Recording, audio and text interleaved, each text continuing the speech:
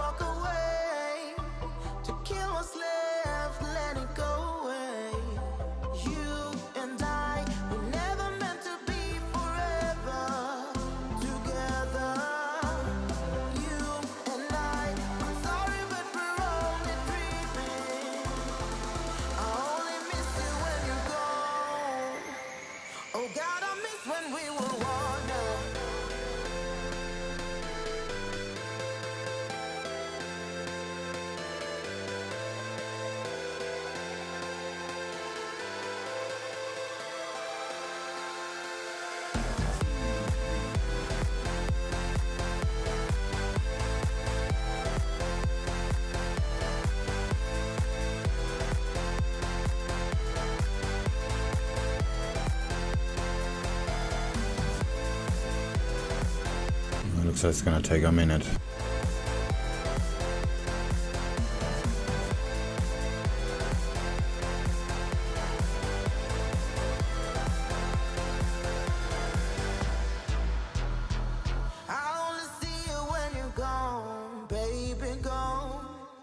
What we could have done, what we become. It's like a story from the past. Impossible when you know the end. You and I, we never meant to be forever together. You and I, I'm sorry but we're only dreaming. I only miss you when you're gone. Oh God. Oh, I didn't fill my order.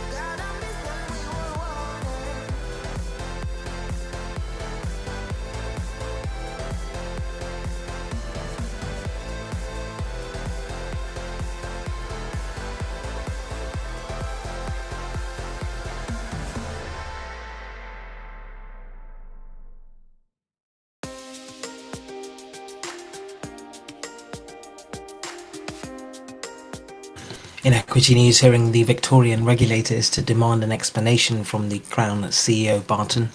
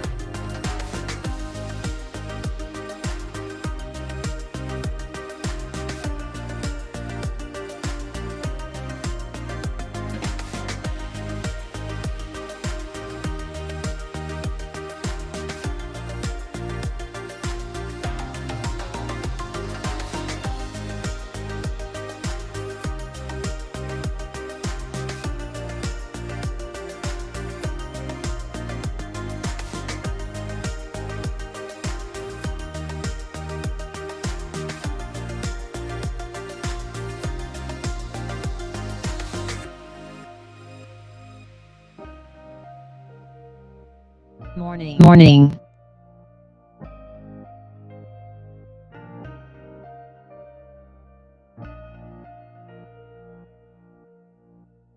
Wow, that audio is terrible. Wow. Oh, the band is still on. Okay, that should fix it.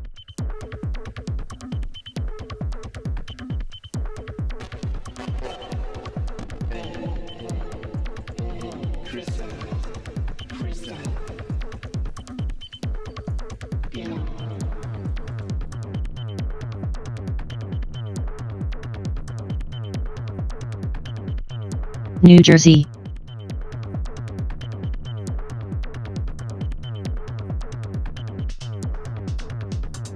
Still looks, sounds terrible. Maybe the gain so high.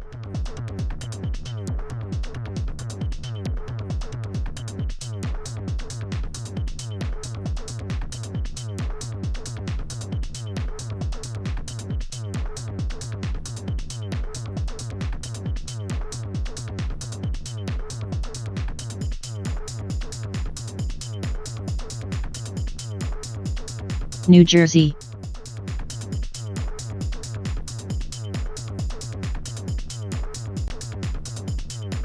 Alright, that fixed it.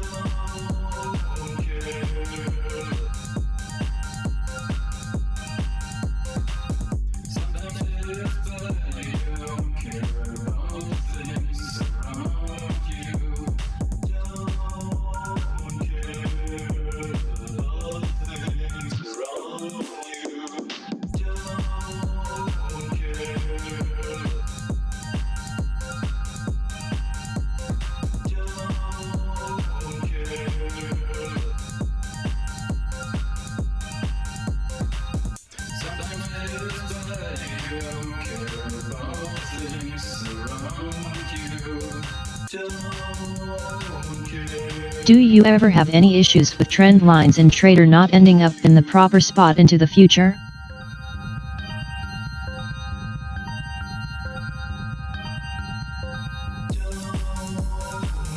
Yeah, if you change time frames, this can happen. But I got very much used to it and never really. Sorry, I had an audio issue here. I got very much used to it and I just double checked them anyway.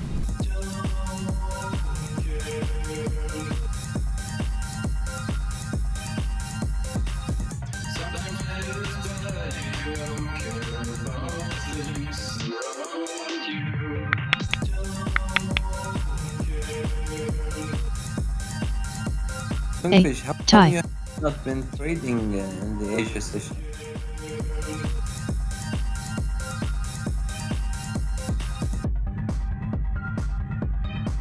I'm sorry, what did you say? How come you haven't been trading the Asia session or streaming it? Just stuff to do. Working long into the night and then not waking up in the morning.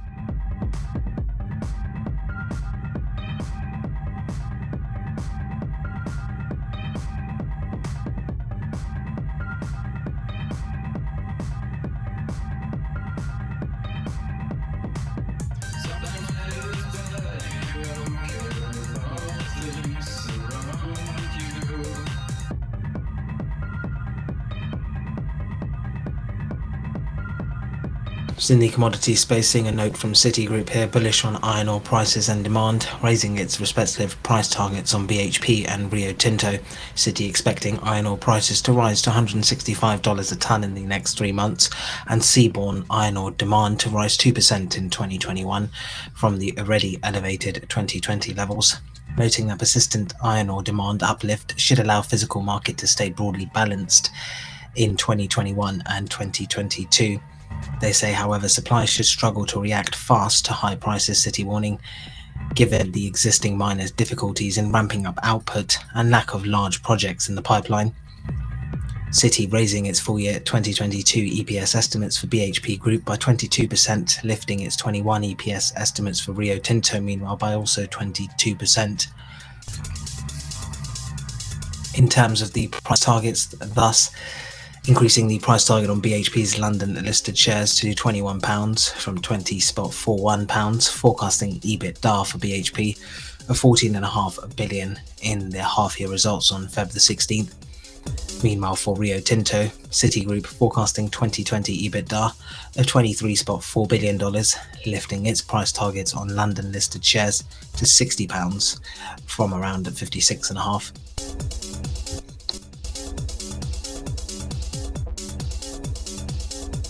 What are you trading right now? You're not trading based on VWAP, right?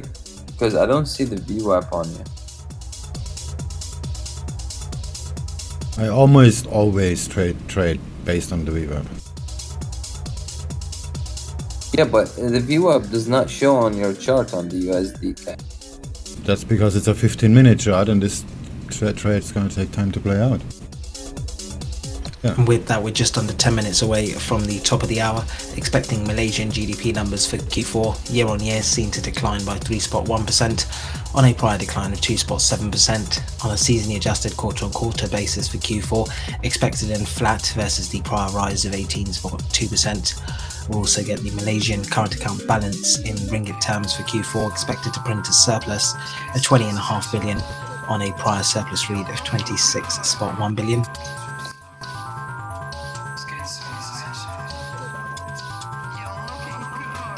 Do you usually close halves, or do you just exit on one take profit? I never close half.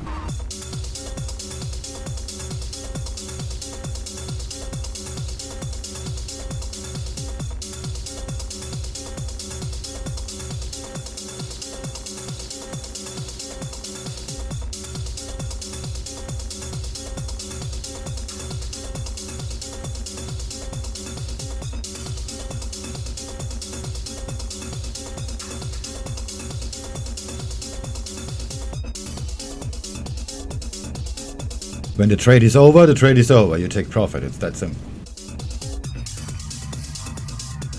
Yeah, well, what is your risk reward on this trade right here?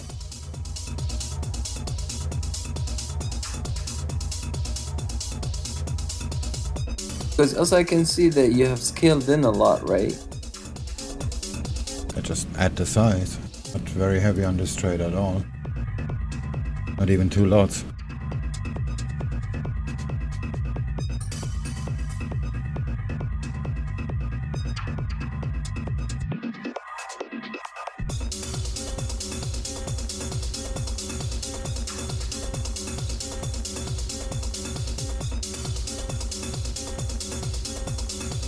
You closed half of your positions? Because there was shitloads of positions.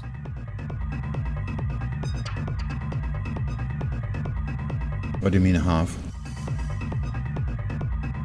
I saw there was a lot of positions when you were in like a minute ago. Like there was a lot of scaled in positions.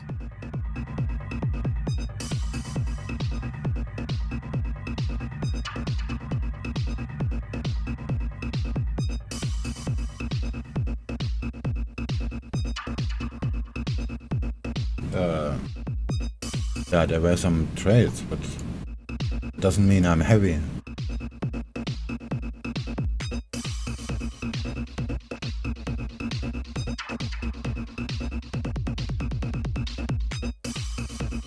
As you can see that I'm not heavy, I'm 0.05% in profit.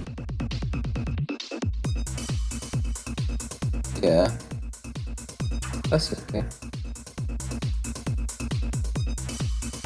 You have not been entering heavy lately, as I can see.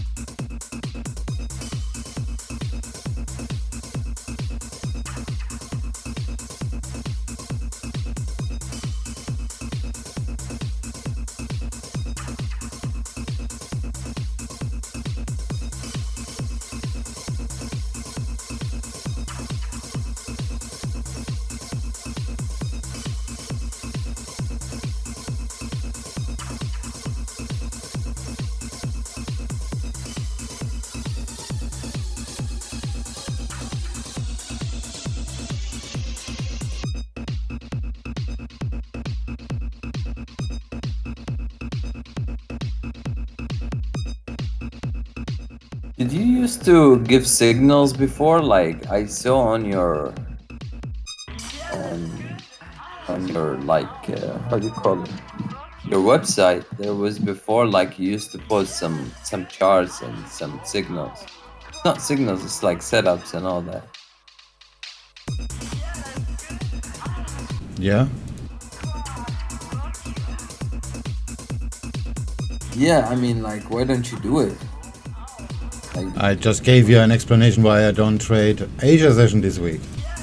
Now you're asking me to do more free stuff. Not free. I mean, you could make money out of it. No, I can't.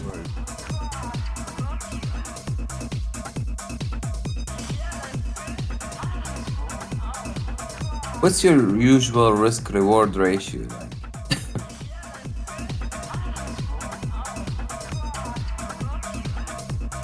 Um,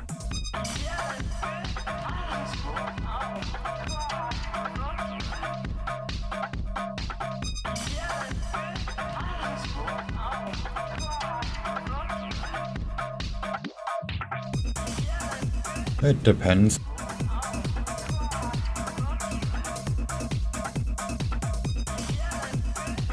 I don't really care about this stuff.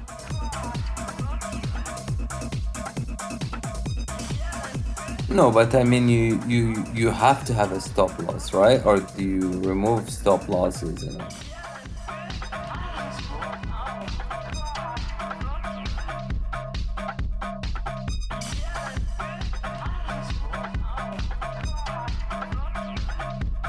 I think you're the kind of guy who, like, retouches this stop loss and remodifies it. Like, goes based on price action more than just... According to TBS, the Tokyo Olympics athletes' village mayor Saburo Kawabuchi is to succeed Mori.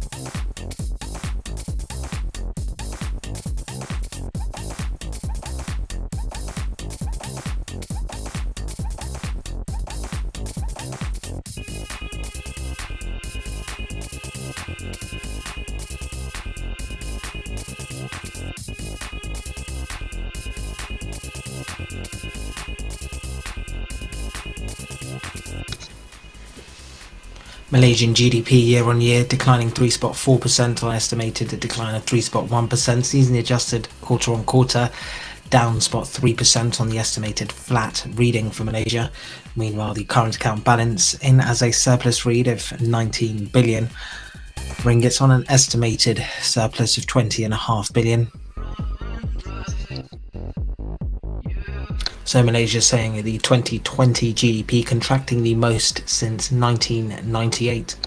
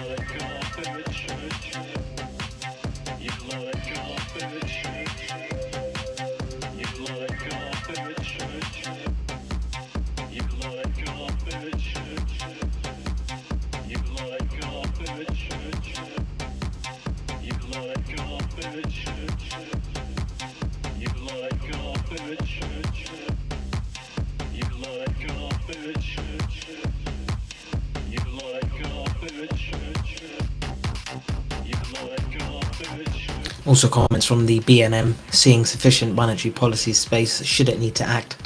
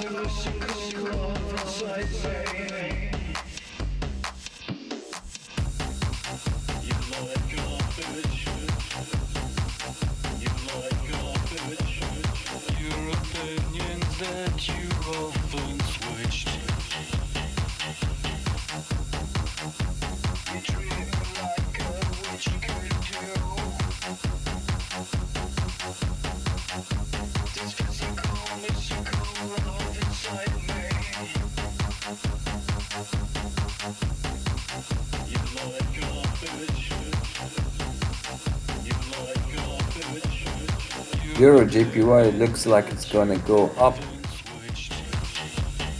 It looks like it already went up.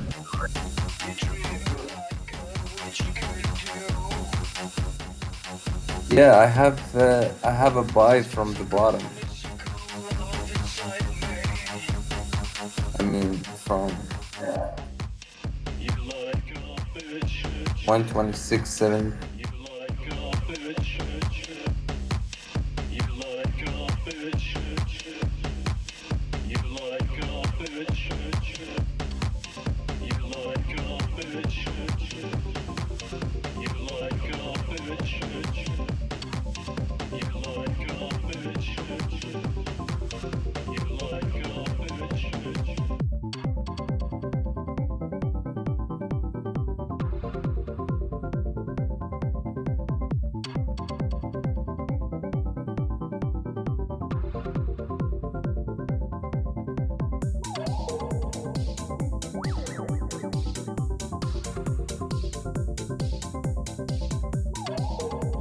I'm currently targeting 126.933. And according to NBC News' Ann Caldwell, after an emotional day of testimony, McConnell is still undecided on how he'll vote on conviction, a source familiar tells her.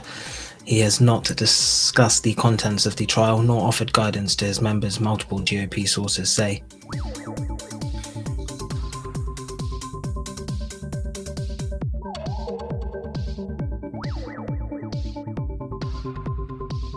Can you take a look at NASDAQ and tell me where would you put the stop loss if you bought from the bottom? Like from the bottom, do you see the wick where it made a wick? I believe it's gonna go up, but can you tell me what's the stop loss that it could be possible for it?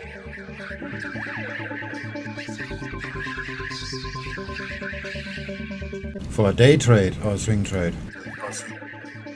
No, not swing trade. For I'm looking to target the previous support.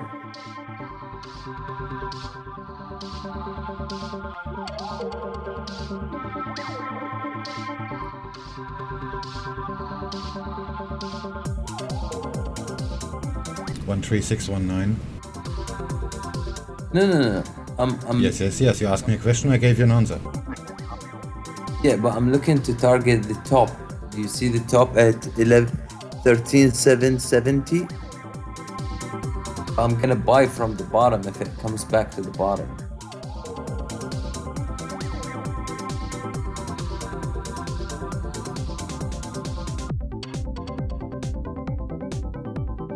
Yeah, still stop will be the same if it's a day trade. But no, I'm not gonna buy right now. I'm gonna buy from the bottom. Like, do you see where the wicks is at? Like the support, the current support that we have. The support at 13,543. I'm looking to buy from there because I believe it may fill this wick and then go back up. Yeah, then you should have bought it yesterday. You're a day late. Yeah, but if it comes back to this level, I'm gonna buy it. But where would you put your stop loss? I would not buy it there. You wouldn't buy it there? No, I would buy it now. Stop it out where I told you. Yeah, but I believe it's not gonna work out. But like, if you were to buy from this, if you bought from the bottom right now, okay, the bottom is that we have. Okay, where would you be your stop loss? There would be no buy because I would not buy it there. Okay, if you were to buy from the bottom, where would be your stop loss? There is no stop loss because I will not buy it there. Aha. So there is no structure in front of you.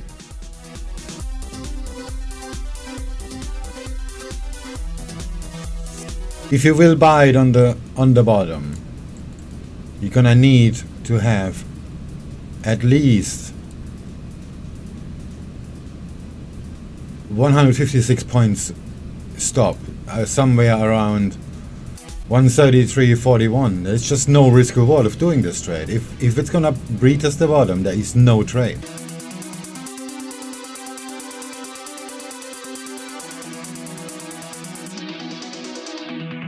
In fact, if it breaks the VWAP now, there is no trade. Unless you wanna short it. I would not short it either. Maybe I would. Based on my strategy is going up, but my strategy does not give me a stop loss like that.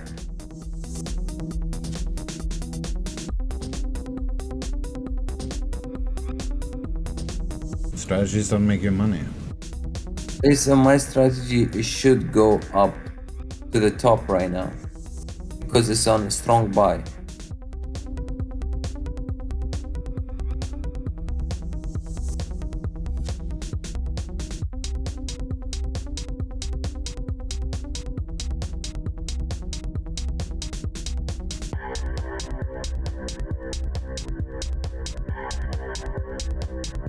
Yeah, if you want to buy the bottom, the stop loss has to be around 1300 or something like that. 13,000. There's just no risk. Terrible risk reward. Because the first target will be actually below the current price.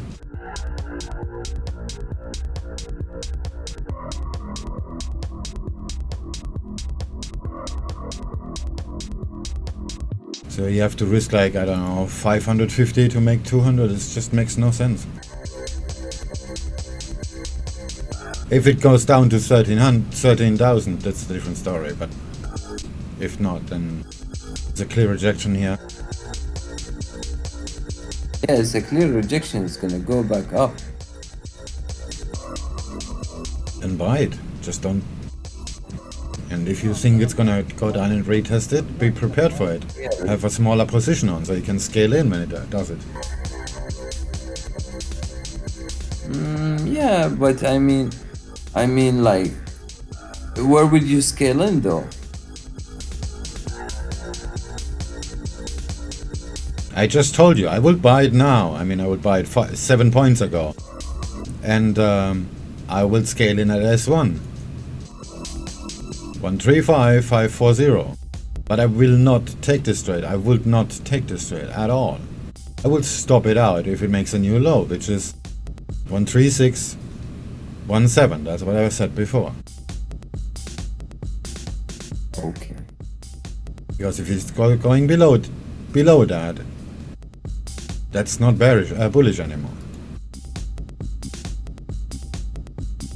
So if you want to make a swing trade that has a 700 pip stop, then you can do that. Yeah.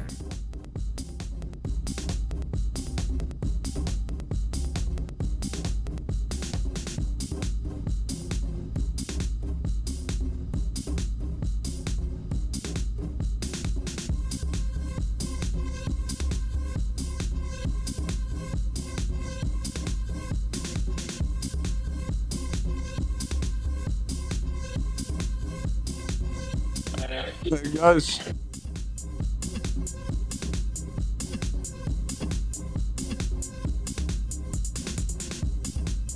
I'm sorry, what did you say? what do you think about the ticker symbol SNDL? SNDL? I haven't heard about that for a while. Sundial Corp?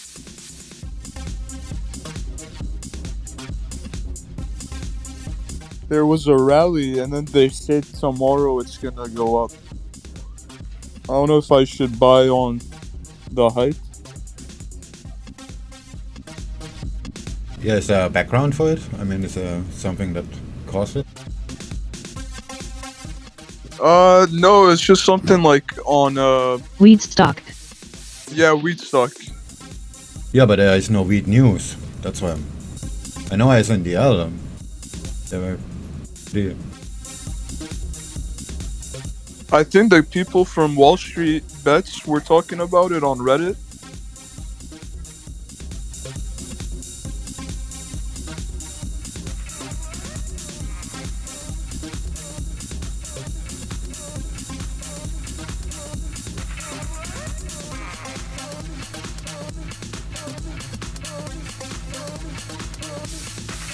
The IPO price is what? 8? Let me check.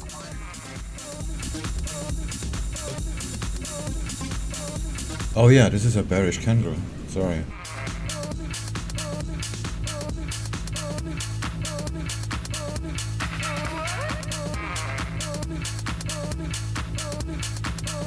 This is really far extended already. This is literally gonna buying the top. I would not really do that. Should I do like a put option?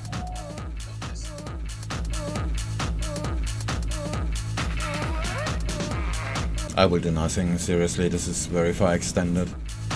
I mean, sure, it's gonna keep going, but this depends on what is it moving.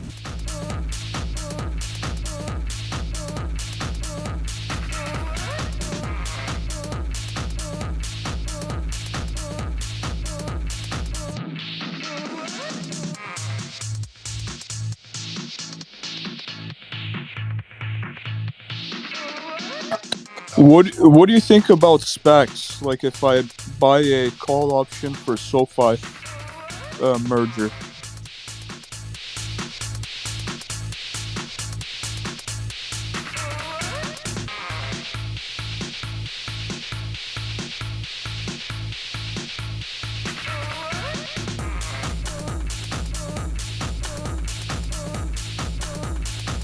Which one? SoFi SPAC.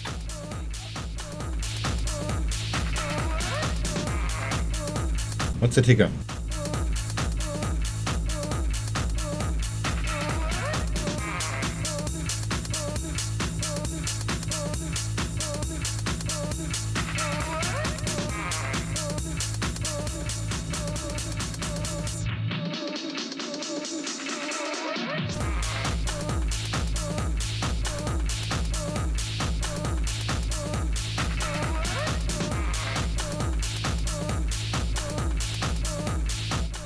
IPOE. I would have never guessed that. IPOI? IPOE. Or E?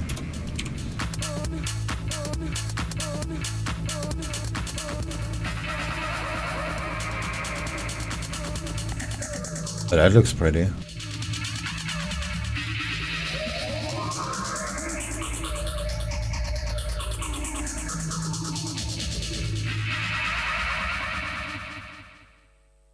Fucking trading view changing there. Why are my trend lines purple?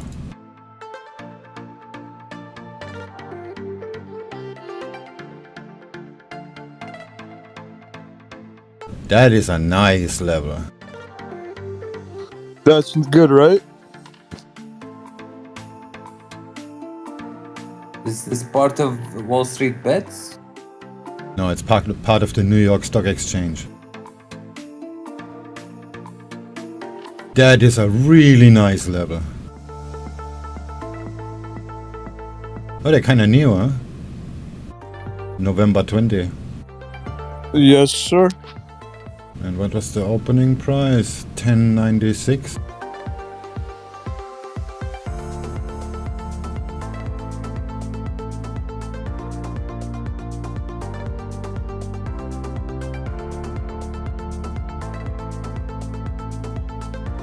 Yeah, this support is based on almost the opening price. 11, it's $1 higher, who cares? That looks really good. I'm gonna check out if I can buy that. What are you gonna target though? At least 29.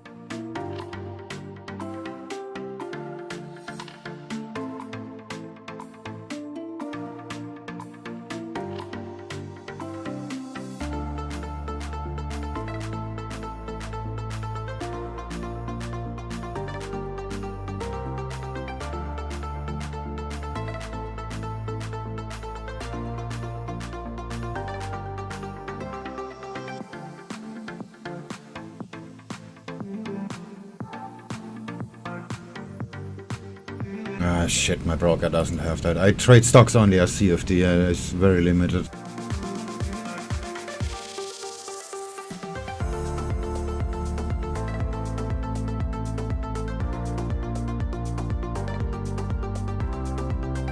I really need to get me a proper account. This is so annoying. Do you use Webull or what brokerage? I do Skilling. It's a CFD broker. So that makes it a little bit more complicated. Is it a instant transfer from your bank? Wire transfer or? Yeah. I do almost everything with wire. Unless if I want to test the broker, then I just use PayPal because it's faster. But usually if you do large amounts, it's better to do wire transfers. What are your thoughts on this IPOE? Yeah, are you gonna do like a call option for it? I will just buy it with cash. Buy with and you're gonna hold long term? No, just to 29 or something like that. 29. Okay. Nice. How many shares are you gonna buy? My broker doesn't have it. Like I said, I have a crappy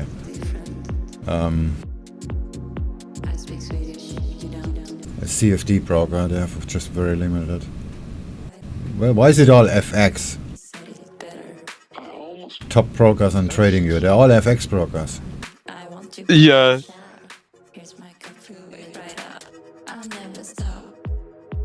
Capital.com, the name is already dodgy. You're into real estate, right? Like REITs? I'm sorry, what did you mean? Are you into REITs? Real estate? No, not so much.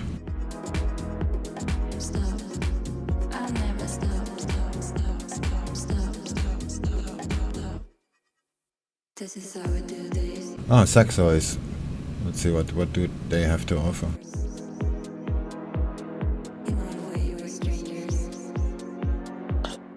Check out this stock just for fun. It's EXPI.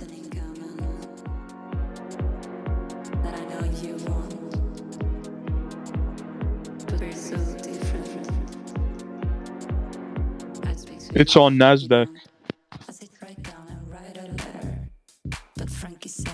Yeah, I see it. This is also supporting at support right now. It bounced off, retesting it right now. Doesn't have a pre-market price. Parabolic at the moment.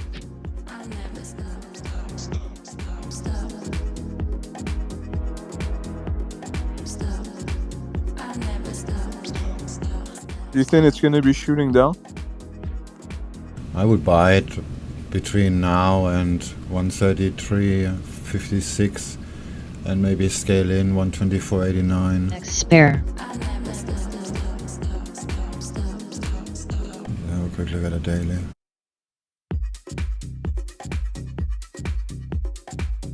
Yeah, the rise is kind of steep, so yeah, this is a bit tricky. If that support is not gonna hold, the next one is gonna be so far down. Yeah, the next one is gonna be 111. Wow, this is far. It's $40 from here.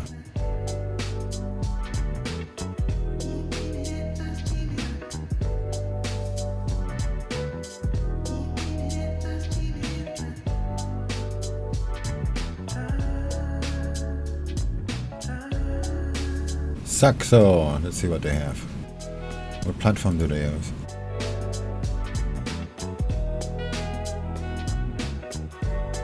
I can use TradingView to trade with Saxo. What?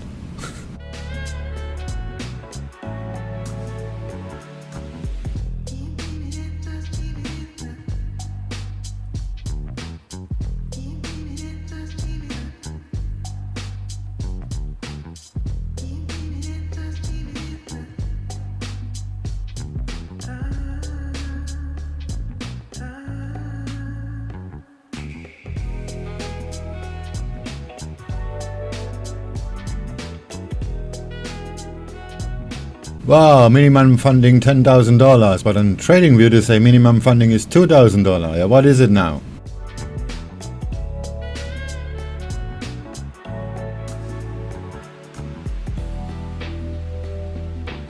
not gonna throw 10k on them just to test it.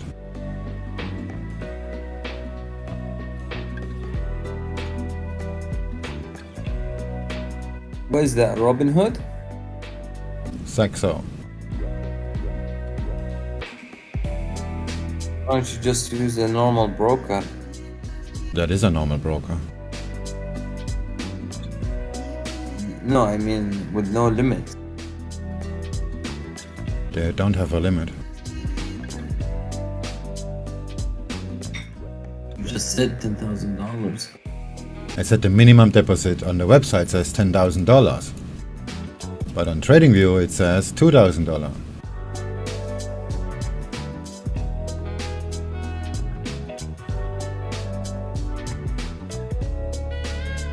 Oh, they have the Samsung hub?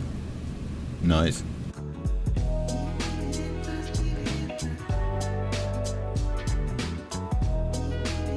I'm just gonna ask them, don't they have a chat?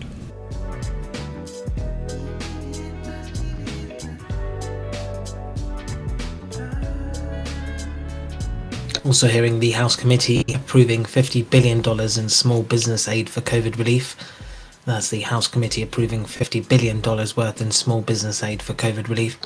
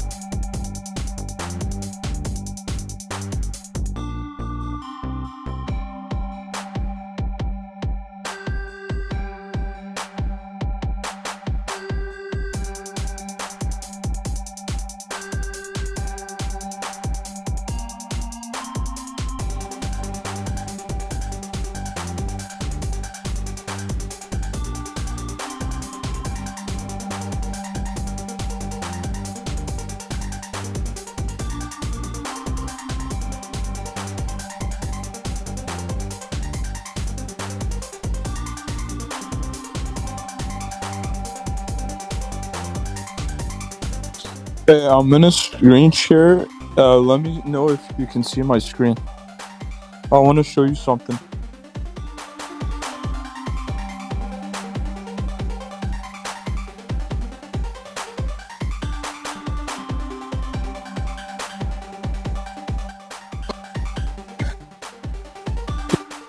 Can you guys see my screen? I can see, oh yeah, nice. That's very nice quality. They improved a lot on Discord about that.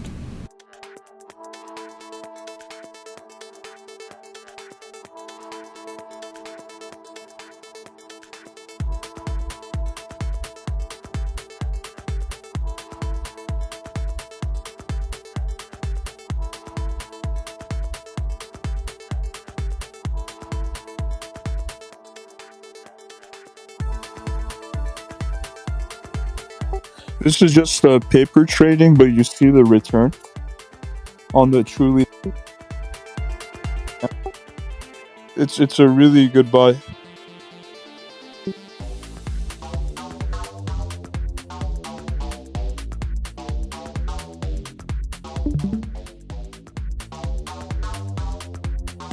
What was the initial balance? Is this a weed company? Yeah. Initial cost was almost 1 million. I put a whole 1 million. Alright, it's 30% done. Pretty good.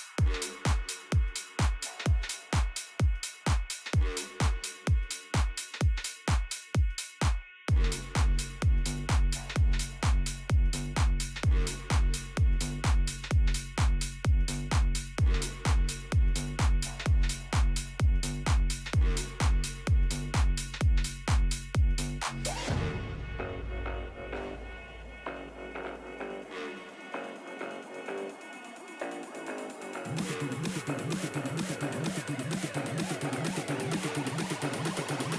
the booty bounce on the dance floor.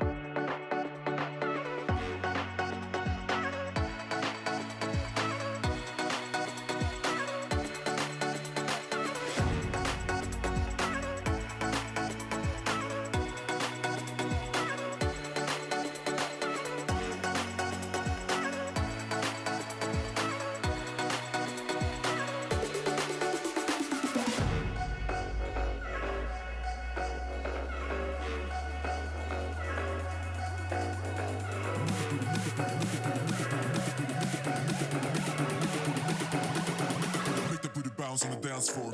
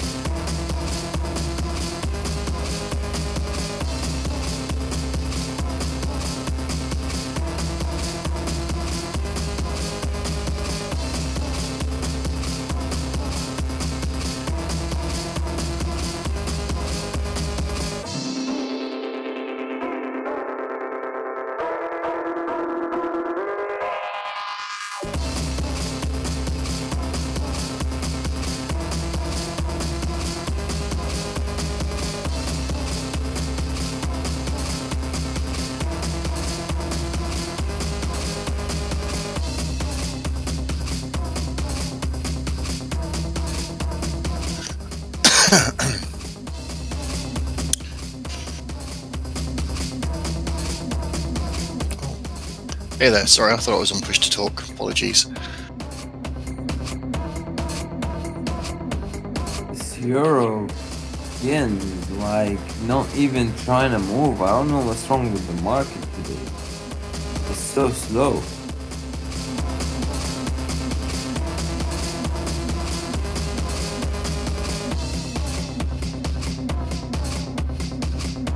How you doing today, Mario? You okay? Yeah, I'm good. I'm just messed up with my camera. To make a selfie for our account application. Shorting Canadian dollar. Went pretty well, but I'm not heavy. 2 of my limit orders were not filled, and the stop is pretty far because the structure is kinda wide. So yeah, making no money. Sort of. Well, it was a very quiet session yesterday's Asia, so I don't know what's going on. Is it moving? Yeah, it looks like it's kind of moving. Yeah, I need to get back to the Asia session too. There's so much shit going on right now. This is I go to bed at 4 or 5 a.m. and then I usually miss the Asia session, and then I fuck it up in the London session.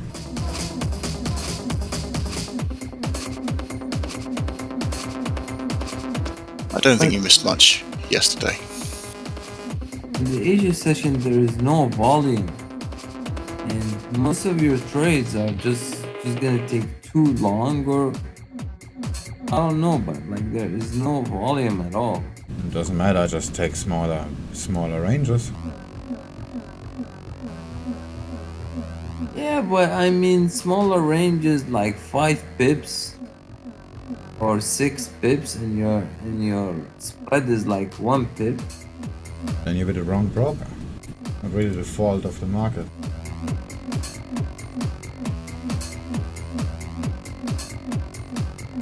Yeah, I know, but like, what's the benefit? Money? Yes, but stop loss is about 1/5 of your take profit.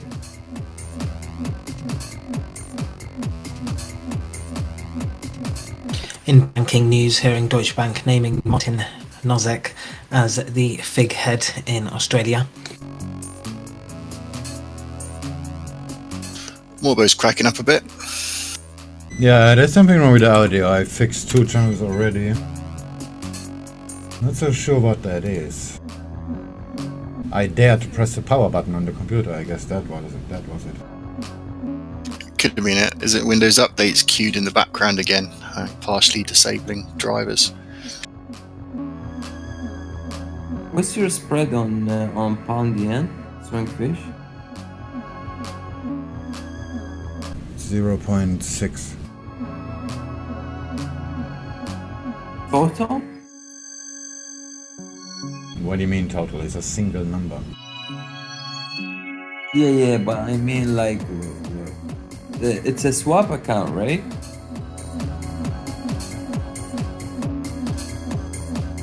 I don't know what you mean. You asked me for the spread. I gave you the answer. That's it. Okay, and there is there commission or not? Yes, $6.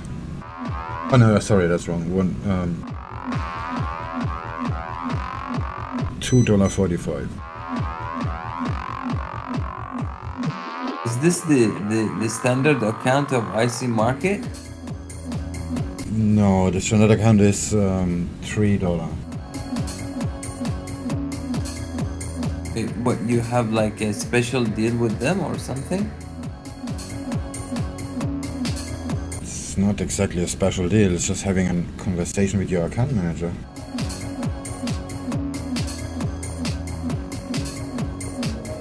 Yeah.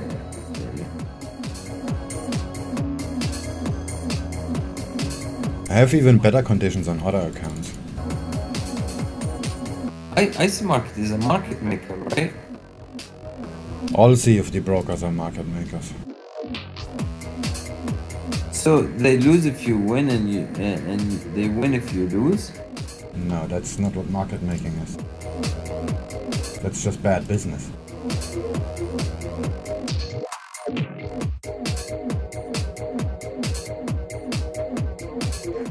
What's market making? When you buy or sell something, you buy it for the broker.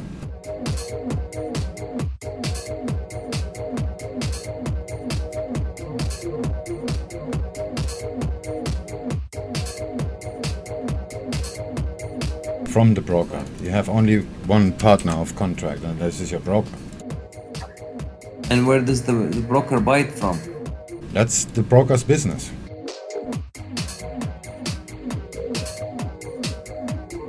So they can buy it, or they can just keep you, like, they can just pay you, right? I mean, they can buy it, they can take the bet against you, or they can just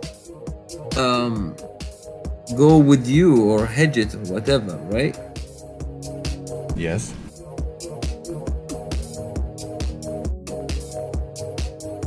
But where do they hedge it from? Yeah, that depends on which one of the ways you just pointed out they're gonna use.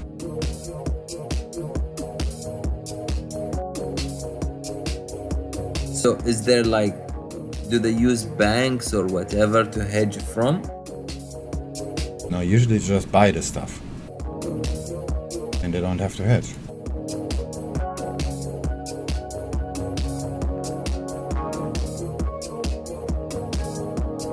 Okay, and where do they buy it from? From their partners, like banks or institutions, or it doesn't matter.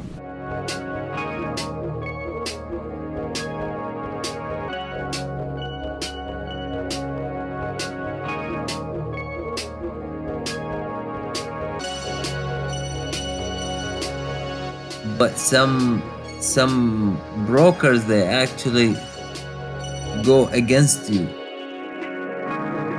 like they market make. I mean, not technically they market make you, but like they just bet against you. Yeah, so that's because that's a valuable business structure, because Good to see. 90% of traders lose money. I don't Hope you are doing well. really understand where you're going with that. Yeah, it's like a casino for them.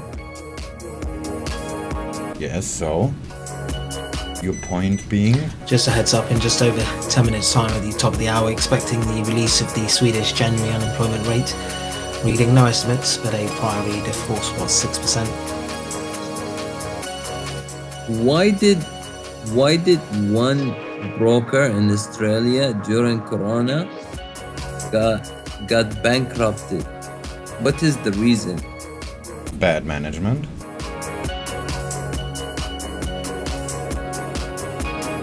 So they were technically betting against people, or what were they doing? I don't know, you didn't even say the name, so I cannot really know which one. No, but like when you say bad management, what does it mean by bad management? Well, if they go bankrupt, they either spend too much money doing the business, or they were overexposed.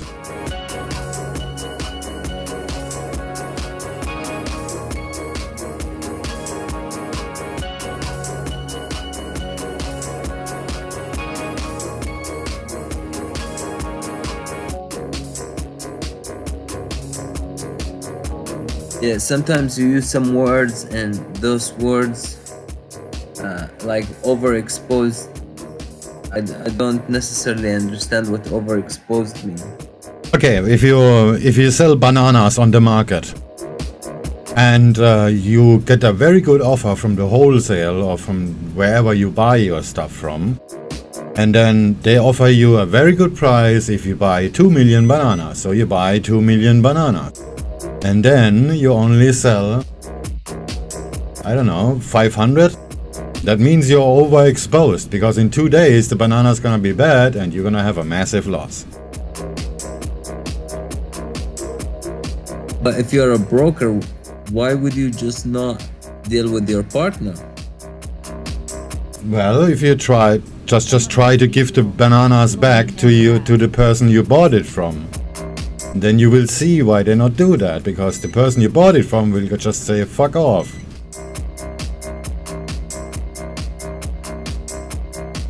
This has nothing to do with markets or anything. This is just business.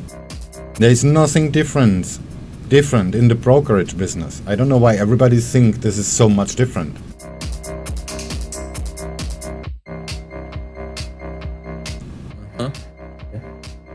If you go to a farmer and buy bananas and then you go to the city onto the market and sell them, that makes you a market maker. You're creating a market for bananas. That doesn't mean you bet against your clients. You just have something and you want to sell it. And if you do that on Equity credit, news this morning, Deutsche Bank initiating coverage on Airbus with a buy rating, target price of €108. as example, you put something on eBay you don't have. And then you sell it on eBay and then you take the money you get from the sale and actually buy the stuff and ship it to the person. That is when you do that on credit. You're trading on margin by selling something you do not have.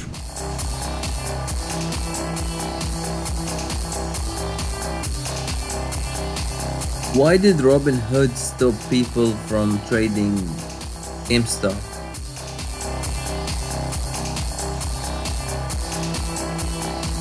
There can be several reasons for that.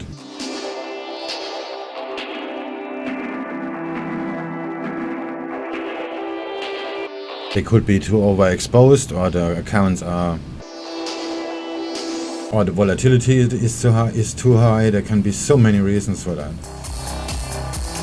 And just in case this is gonna turn into a shit show, they had the legal right to do that. You signed a contract, and in this contract, they reserved themselves the right to terminate trading on any asset they choose without warning.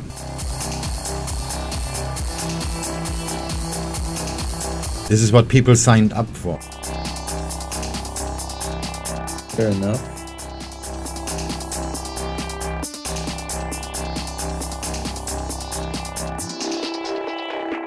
This is a no-commission broker. They have to protect themselves. So even if there is no conspiracy going on with banks or hedge funds, they still have to protect themselves. 27 minutes long, and it has an explanation why the CEO made it selling only, etc. Yeah. CoffeeZilla also made a very good video about it. And Legal Eagle, which is actually a proper lawyer, explained it very, very well. So you don't have to watch bullshit videos. You can actually watch videos from people that know what they're talking about. Yeah, just Google Legal Eagle and with GameStop, and he made a very good video about it. I'm subscribed for him for years already, because I'm running a company, so it's always good to know what a lawyer has to say. He actually went into that. Never commented on its swing. Very detailed. And they were really, really, really good.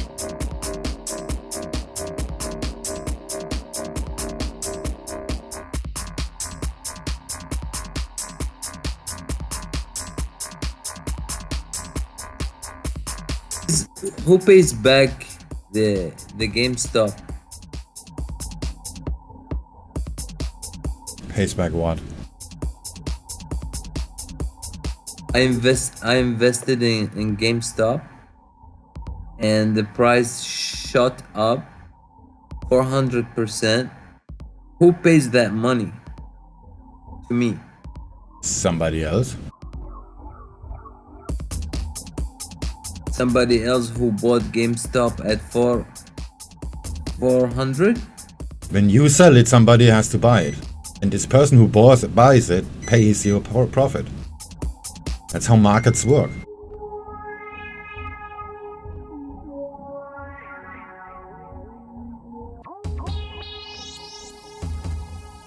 What if there's no people that are buying it? A bunch. Then you cannot sell it. You sell, there must be a buyer at that exact price. Exactly.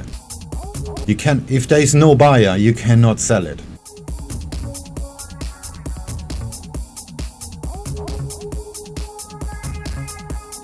So if me and like 20, 30, let's just say 100,000 people, okay, we have decided to buy GameStop, will the price of GameStop increase? Yeah, you have to add a few digits to that. And you do know this is exactly what happens. This is why the price went up. Because nobody sold it.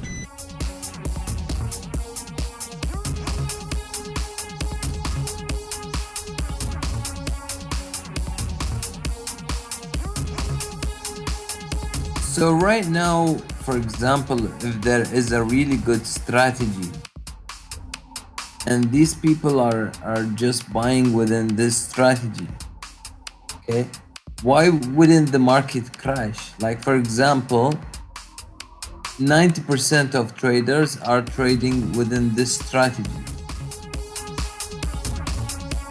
Then everybody would win, right?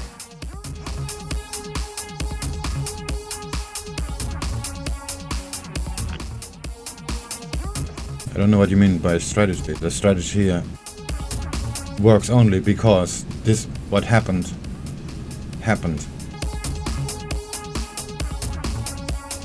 I don't really understand it, the question at all.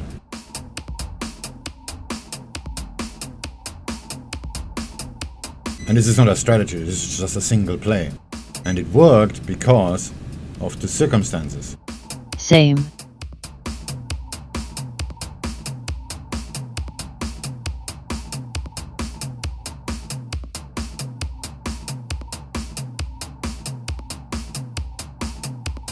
There are many more short sellers than buyers, and then you just buy all the stock that is available, and then the short sellers cannot buy back because, like we just talked like 1.5 minutes ago, if there's nobody on the other side, you cannot sell it or buy it.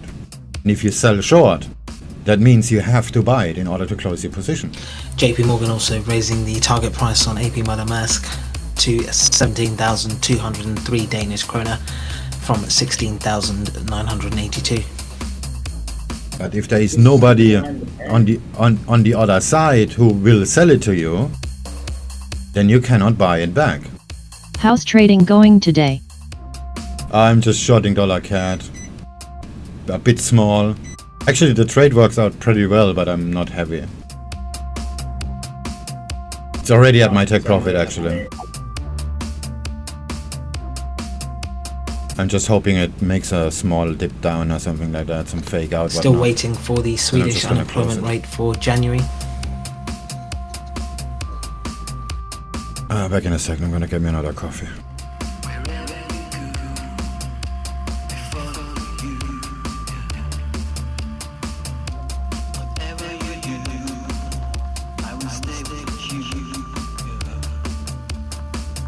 Meanwhile, Australia's ASX 200 unofficially closing down, spot 0.08%.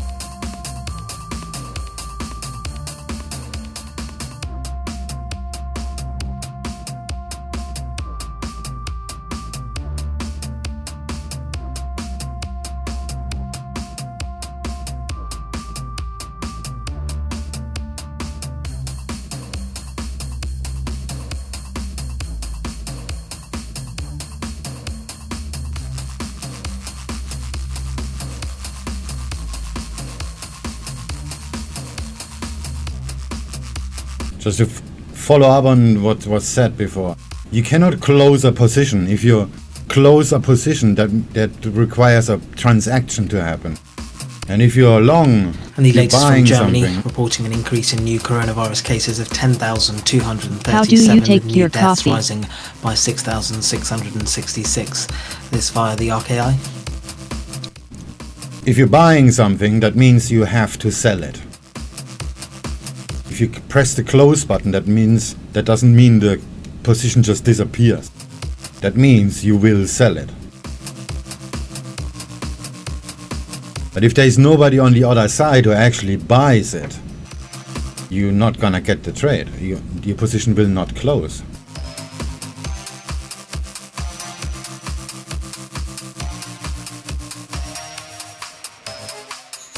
Meanwhile, the Swedish PES unemployment rate for January coming in unchanged at 4.6%.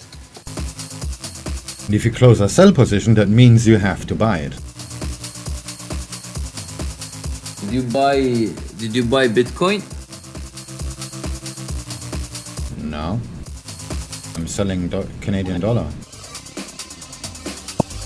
No, I mean, did you buy Bitcoin when it was like super cheap? No. You didn't believe in it?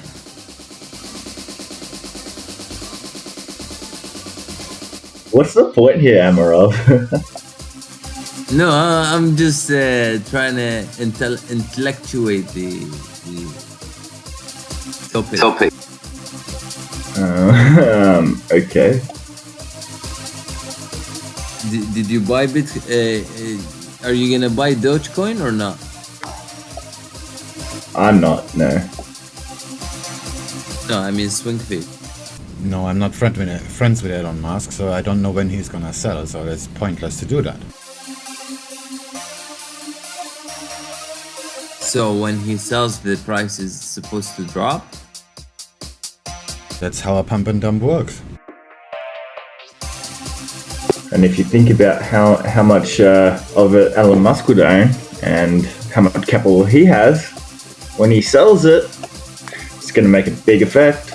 Yeah, and by the way, he just said he bought it. He didn't say how much. Maybe he just bought one. Just be putting out a bit of psychology into the world and making people think that he bought a lot. You know? Yeah, but like, what you think would be triggered at this point? Yeah, all the sheeps are gonna start buying, and then all the people who are involved gonna sell. That's how a pump and dump works. Just Google pump and dump. But like, look, dude. So technically, right now, Link USD went in from 2019 from 0.05 cents to 20 something dollars. So why can't Pump the price, dump the sell. Basic social media corruption. Citron did that a lot, didn't they?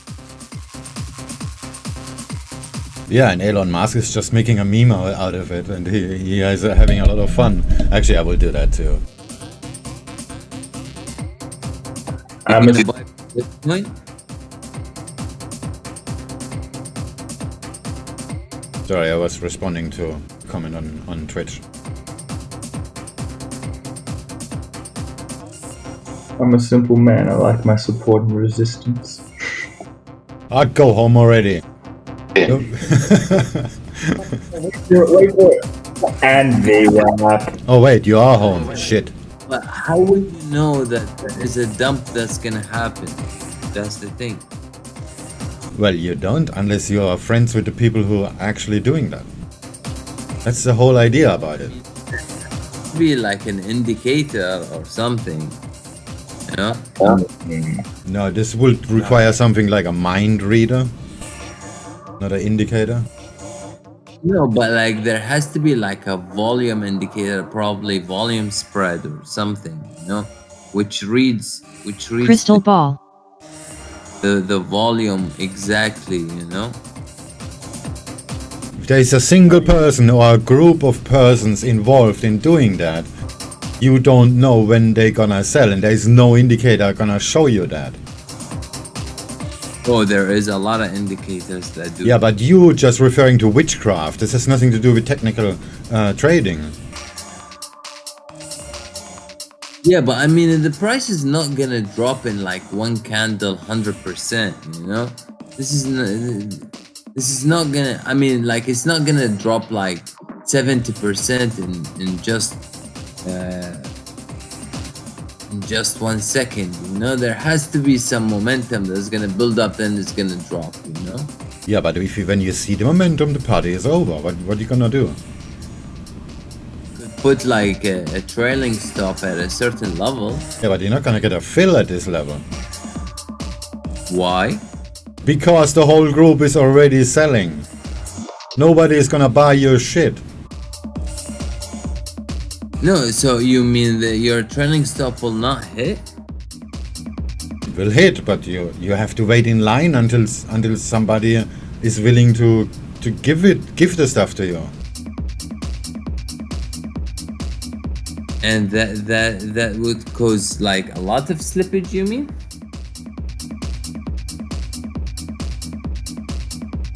Well, if the price falls 10% an hour and it takes 2 hours And the for latest your out of the broker to US find coronavirus something who cases want to rising buy by your at least shit, you're gonna lose 20% on your 107,378 on Reuters have tally on 20% Wednesday, slippage. with deaths rising by at least 3,356. Dude, Morbo just cut you down. Sorry. If the price falls 10% an hour, and the broker takes 2 hours to fill your stop loss, that means you're gonna lose 20%. But how come? Like, in Forex is just like instant. No, it's not. Just because you're trading with pennies, that doesn't mean the whole system works like this. Dude, right now, if you have a stop loss on gold, around, I mean, if gold is on 2,000, yeah, and you bought from 1,960, and the gold is at 2,000, and you put your stop loss or trailing stop at 1,995, for example, it won't get hit. It will get hit, but it will not get filled. That's what I meant.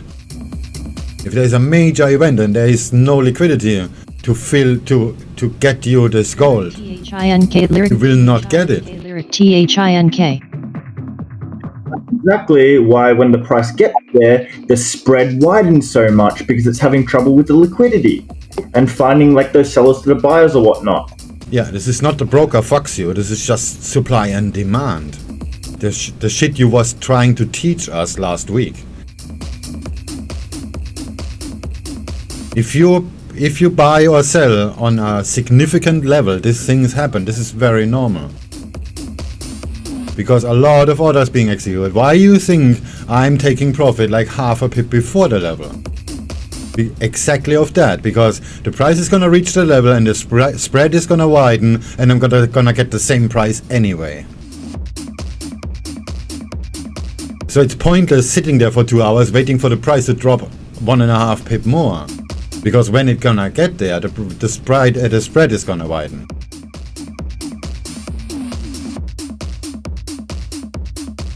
And this is what price action is actually gonna tell you. When prices stop moving before a certain level, that means a lot of activity, buying and selling, is already happening. In geopolitics, the Indian defense minister saying they've reached an agreement with China to disengage troops from Pangong Tso Lake area on the disputed border. To repeat, the Indian defense minister saying they've reached an agreement with China to disengage troops from the Pangong Tso Lake area on the disputed border. Have you traded spots with Binance or no? This is unrelated to the market, just different mechanics. But trade is trade. It doesn't matter if you trade chopsticks, bananas, or CFDs, or ETFs, or if you buy stocks. It's all the same, it's just trade. So now when Bitcoin fell from 19K to 3K, people couldn't get out? Well, if somebody wants to sell you Bitcoin at that price, you're gonna get out. No, but I mean the people who were in Binance already and they just click sell and that's about it. They wouldn't be able to get out? If somebody on the other side is willing to sell it to you for that price, meaning you can buy it at that price, then you're gonna get out. But you can close position. You can close position anytime you want. That's what I said like 5 minutes ago. You cannot, there is no such thing as close position. If you are short, that means you have to buy the stuff. If nobody is going to sell it to you, you will not get filled. India are committed to full disengagement. To repeat, the Indian Defence Minister saying both India and China are committed to full disengagement. If you're long at whatever, it doesn't matter what it is. If you're long at something and you press the close button, that means you will sell it. And if nobody is gonna buy it from you, says there are your still position some will issues, not though, close. to be It's resolved that on the simple. Yeah, but you guys still not making sense, I believe. Because if the price technically reached to like 19,000 on Bitcoin and you want to get out at 18,000 when it drops to 18,000, then you would know that the price is done it, you know? Like you would know that you would be able to get out of your position if it was at 18,000. It's because you're trading small enough, so there's always somebody who has something to sell. That's why you're always gonna get out. But if you're on a significant level and you have significant size, this is different.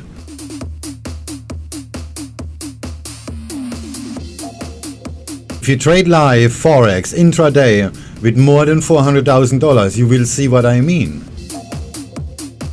This is not the broker fucking you, this is just supply and demand. If the broker needs 5 seconds to find somebody who buys your shit, then you're gonna have slippage for this time, and when the price moves in that time, then you're gonna get a better or a worse fill.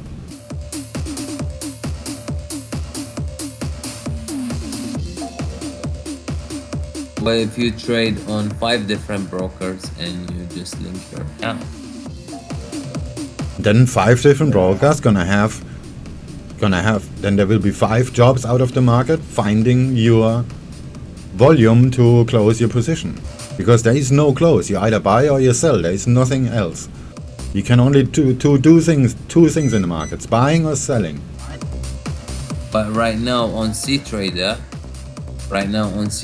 you can do the MAM account, right? The copy. Is man in Discord drunk, Swing? No, this is just. That's just different accounts linked. If you have 5 different brokers, you have to buy from those 5 different brokers to sell it to the same broker. I'm pretty damn sure. Swing, is that right? No, MAM works only on the same broker. There you go. Can't just buy from a broker and then go, or are the next 6 brokers gonna sell it to me or whatnot? That's not how it works. I have traded like big lots, and I don't know why, but it gets activated very quick. Sorry, how many? That's because you're too small. 50 lots. Yeah, that's not big. Try 250, 300, see what. Try 300 or try 1,000. This thing's gonna be different. If I press sell now on $CAD with 500 lots, I'm gonna have 5 pips slippage at least, because the price is right at the pivot and there's a lot of buying and selling going on right now. Can you try? You give me the money, I tried. maybe do it right now on the USDCAD, since you believe it's gonna go Solid down. advice.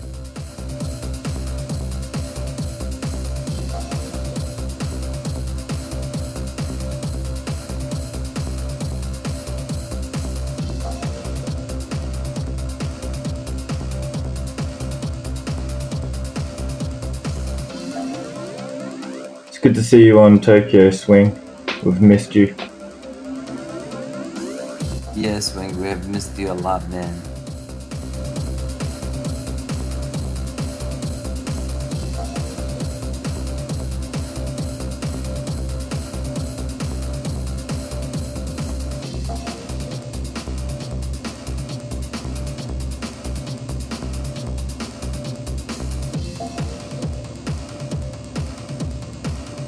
Whoa, I just got locked out of the restream, what the fuck?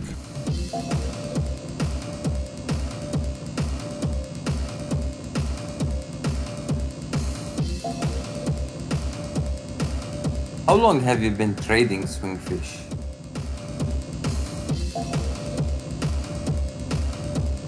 One hour and 46 minutes. Only?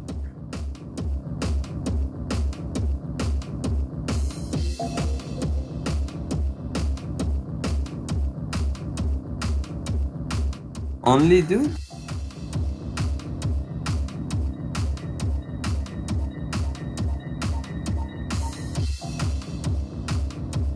No, I mean in terms of years, bro. How many years have you been trading Forex? Forex.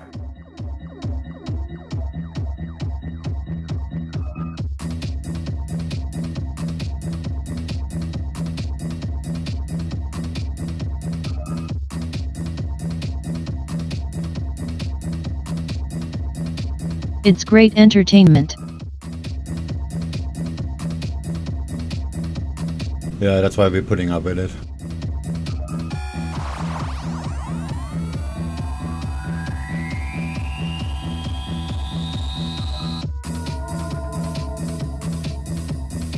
I think I'm gonna move the stop. This is like boring.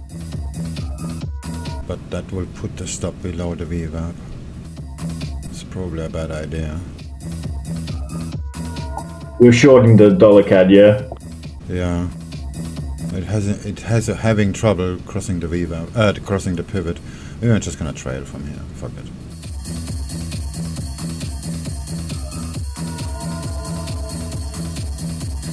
And just a heads up, in just under 10 minutes time at the bottom of the hour, expecting Dutch consumer price data for January, CPI month on month, no estimates, but a prior spot 2%. Year on year, the prior coming in at 1%. Meanwhile, the EU harmonised month on month read, prior coming in at 0.5%, with the year on year read coming in at spot 9%. The S1 doesn't look too bad as a target swing. Not sure what you're aiming for, but that's what I see. In case you're just joining us for this session, before the various cash opens, we are expecting earnings from the likes of Acela-Metal, UniCredit, Credit Agricole, and Zurich Insurance. Stop. Yeah, I should just take the That's money as here, well but as yeah, you're right. AstraZeneca. S1 looks actually not bad at all. But if it goes to S1, we can expect actually S2. Because there is a structure that supports it. I mean, I don't even need to make a trend line. This is pretty obvious. Yeah, this is gonna take a few hours, and then S2 is a very easy target. Yeah. With me though, just from the previous week of trading, I'm just going for those first targets. I can't hold on. Yeah, me neither. I'm gonna get the fuck out here. Yeah. And later in the US session, it's just gonna go there, and I'm gonna feel bad about myself, but that's fine. I'm used to that too, you know.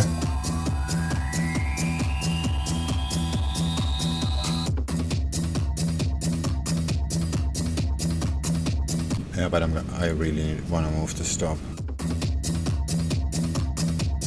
How about that one?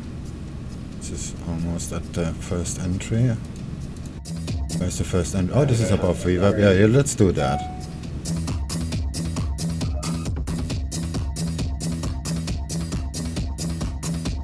Yeah, above this, but this high here is a bad idea. This is cool. Man, fuck it. Yeah, I'm gonna move the stop to 2705. Oh, you have some really nice entries there. Nice. That In other equity news, Deutsche Bank initiating Rolls-Royce with a hold rating and a price target of 97 pence. But you see the Also highest one? initiates coverage on Airbus with a buy rating, target price 108 euros. You see the highest one? That's actually a limit order that was never filled. Because of the spread. You see the price action? It actually crossed it.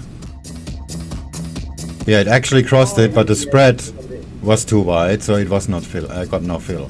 But that's actually a good example for Amarov. Price went there, and this is just one lot, and I did not get a fill. Because I have C-Trader set up to fill or kill, and there was no fill, so you could accept a partial fill or something like that, but I don't do that. I either get the full size or the order is not being filled. That is actually a good example. I did not know you could do that. That's really interesting. If you do market orders, it's always like this. They always do partial fills. I don't think you can manipulate that. Right. I think C-Trader is out of this world, man. It's much better than TradingView, is much better than MetaTrader 5. Everything is better than MetaTrader. Is there such thing that you can do with the... Okay, so for example right now, if you wanted to close half of your position at this price, could you do such thing? I can just open the order, select a new size, and if this is a 10k, and if I select 5, it's gonna close 5k. And if I select 80, it's gonna add 70k. That's easy. Yeah, but like, for example, right now, what I do basically, I open 2 orders and like close half at this price. I mean, close one at this price and close the other one at this price. If I intended to for example, open one lot, I have 2 orders of 50, 0.5. And one closes at this price and one closes at the other price. But if you have one lot, just one size open, one trade open, can you on C-Trader close half at a price and close the other half at another price? Yeah, sure. You can do advanced. You go here to advanced, and then you set take profit. How many pips is that? But let's say here that's 12 pips. At 12 pips, take 5,000 and move the stop to plus 10.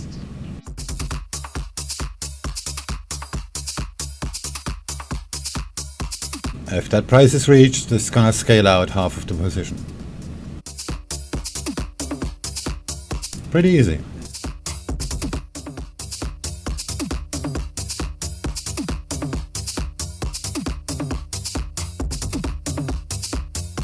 And it's also gonna move the stop, but I never do that.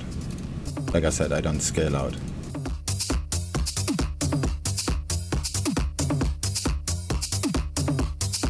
Because if price is at a significant level where I expect it to turn, to go against me, I just take the money.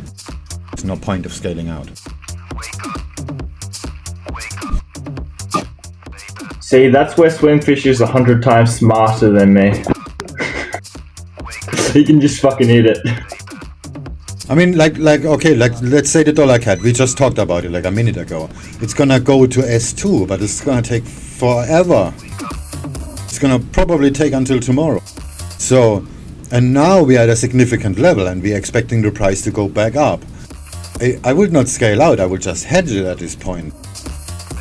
Protect the profits, and when it actually goes back up and it is at another resistance, I'm gonna sell it again. And selling means closing the buy position, like we talked before. If you close a buy position, that means you sell something. But what's the point? What's the point of hedging if you can already sell from this level as well. He hedged before. I will hedge right now at the pivot, expecting it to go back up and then continue on the way down. So I'm gonna protect the profit I already have. The price is gonna go up, my buy position, which is the hedge, will make money, and then at the next significant resistance I'm gonna close the buy position, which is essentially a sell, and have my original sell still on, with a loss of course. But the equity will be greater than it was before because I just made money on the buy position.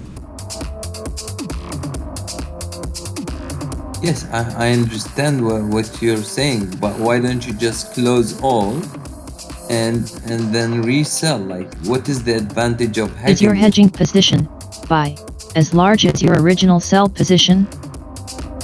Yeah, most of the time. Unless it's a swing trade, like, okay, like there's a level on the daily chart and there's another level 200 pips look more down from the monthly. I maybe hedge half of it, but not for the purpose of rebuying or selling it, just to control exposure so I can scale in more. But on day trades, I usually hedge 100%.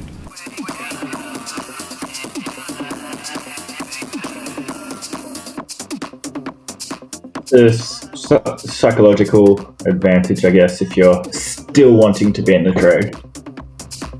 Yeah, like I mean, the dollar CAD is like the perfect example right now because we literally talked about it, that S2 is a valid target. But we also talked about it, that this is gonna fuck around forever. Latest when the London session comes in, they're gonna trash the dollar, and then they're gonna trash the euro, and then dollar CAD is gonna go back up. And there you have then two choices. You protect your profits by hedging, or you actually have three choices. You protect the profit by hedging, you take profit and being out of the trade, or you do nothing and just ride it out. But because this is a day trade and I just moved the stop, if that would actually happen, if the euro would go down, I would get stopped out. CPI on the month down spot 2% year on year, 1.6% on a harmonized month on month basis, falls spot 7% year on year, coming in at 1.6%. Like I literally just moved the stop. If the upper resistance would be tested during the London session, I would get stopped out.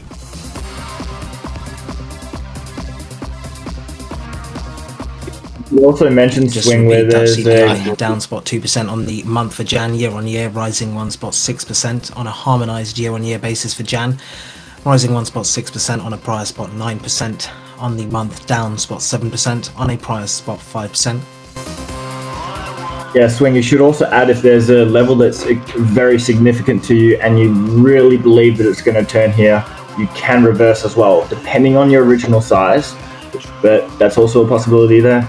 Yeah, but on this dollar CAD example, I would never do that because this looks free fall territory. So this is like. Yeah. But yeah. And when dollar CAD make its reversal, it does like to continue.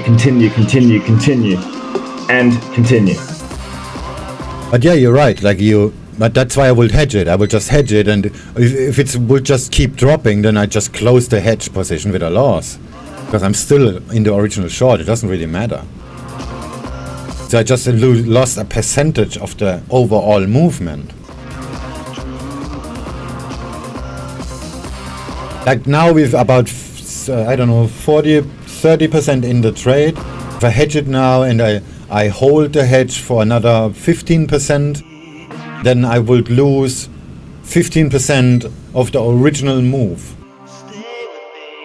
Let's just say I made 1% on the whole trade. Because I did this hedge that failed, I would only make 0.85 or something like that. Because I took the loss on the hedge.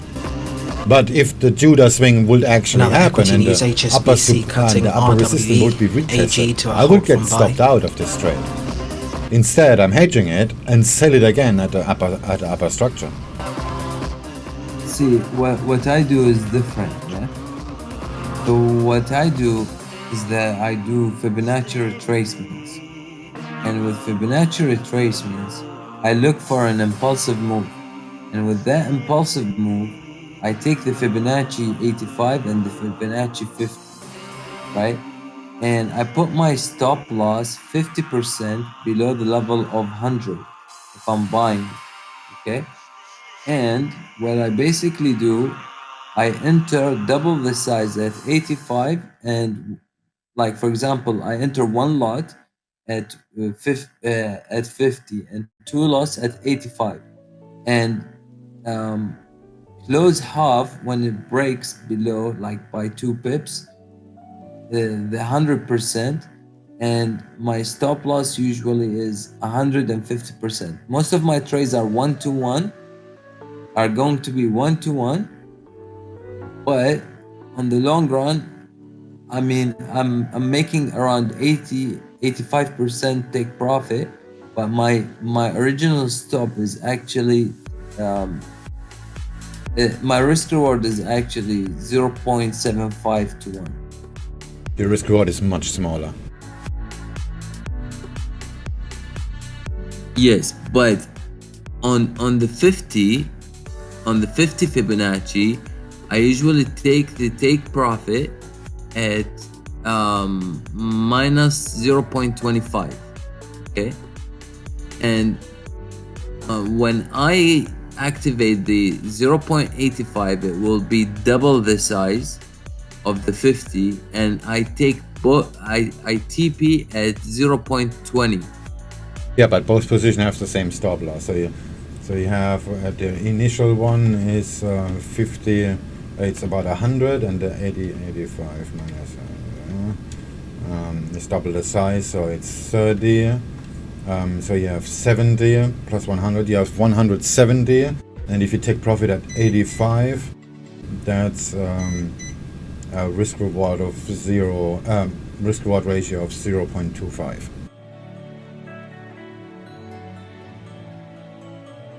Plus, you actually scaling in at a level where your actual original setup is already invalid, because you're completely ignoring the fact that 85 is not a Fibonacci number, 61 is, and if the price goes to 85, the Fibonacci retracement has already failed.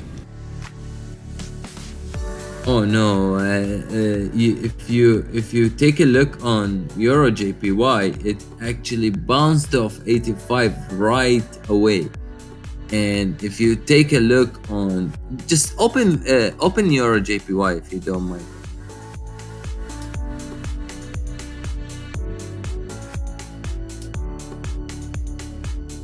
Post a chart like everybody else. No, I just wanna discuss it with you. So it should be. I mean, it would rather be live then. If you post a chart, we can all look at it, Amarov. Yeah, but you are looking at the stream right now, aren't you? No. Why not? Just post a chart, damn it. It's not that hard.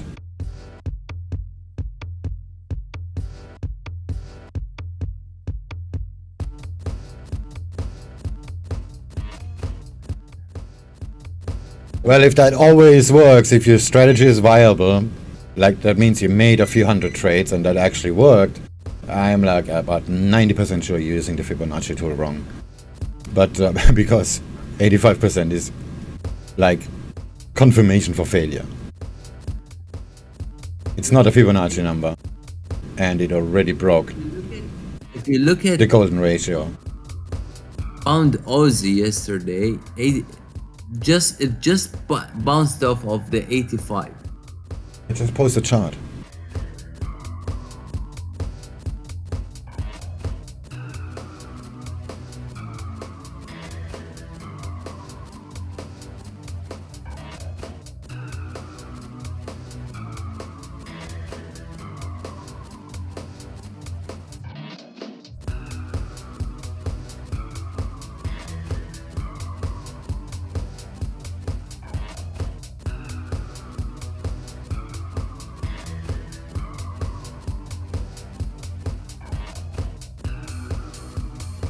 Confirmation for failure. I can't stop laughing. Ha ha ha ha ha. Well, it is. If it broke to 61 and you enter at 85, that just means you're martingale the retest. But actually, this strategy makes some sort of sense because the risk-reward ratio is only 0.2. This is pretty easy to achieve.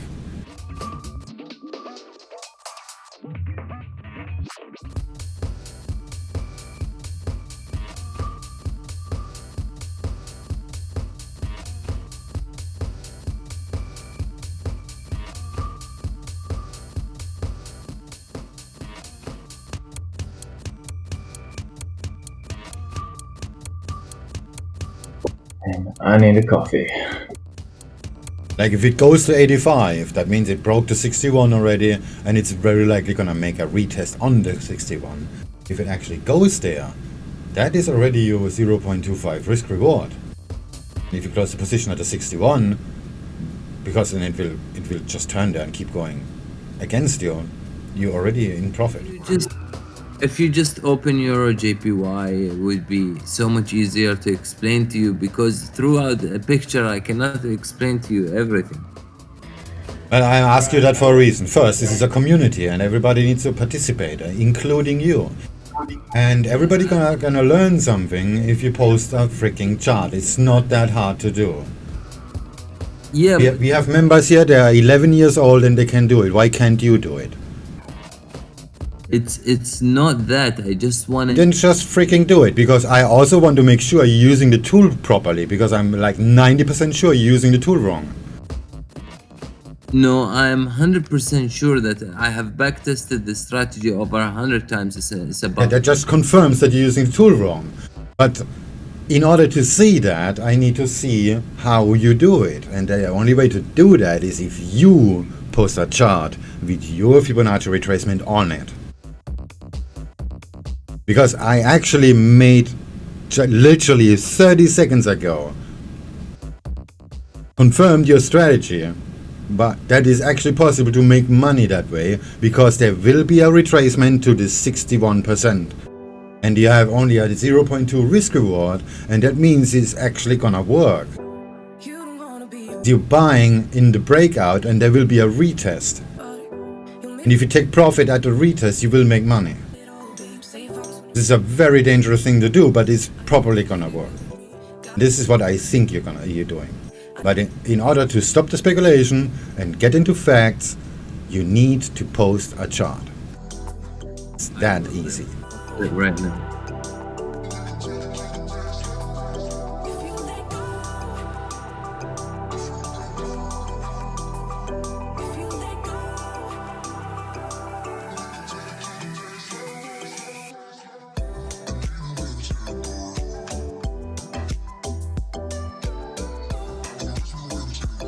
Yeah, Sanadi just posted a chart without a fib on it, and I already know that this is not working. I mean that what you're saying is not the same what you're doing.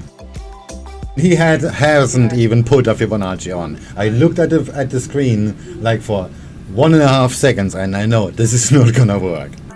So I'm like 90% sure you're buying the pullback of the retest. I use different patterns. I don't use the full structure.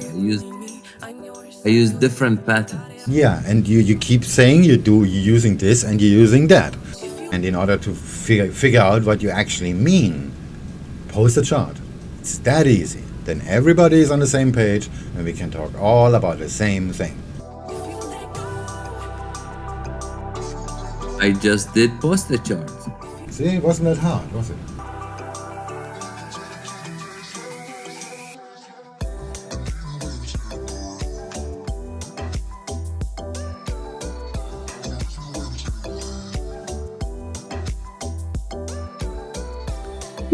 You gotta put your fib on it, Amarov.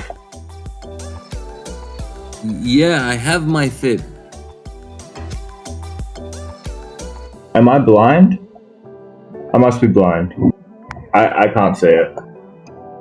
It is, dude. It is with the how do you call it, with words. but the He just added the prices and put labels on it. You can do that. You can do that in C-Trader too. But we cannot see where is the tool aligned. So the high and the low is 100 and 0. Yeah, sorry, but Sonata is right. We cannot really see where the tool is actually placed on. We can see only the horizontal lines, but not where the tool is actually being used on. We need a reference. Which high and which low are you using? And yeah, we can't tell from this. Okay.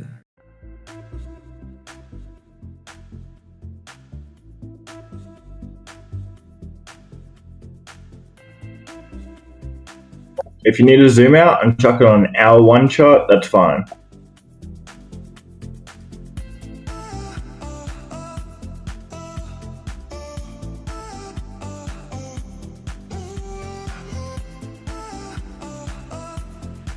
Is the TP... Okay. You see that now?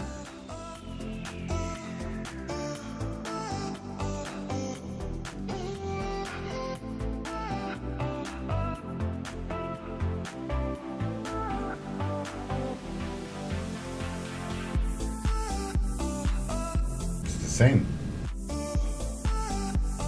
You need to zoom out.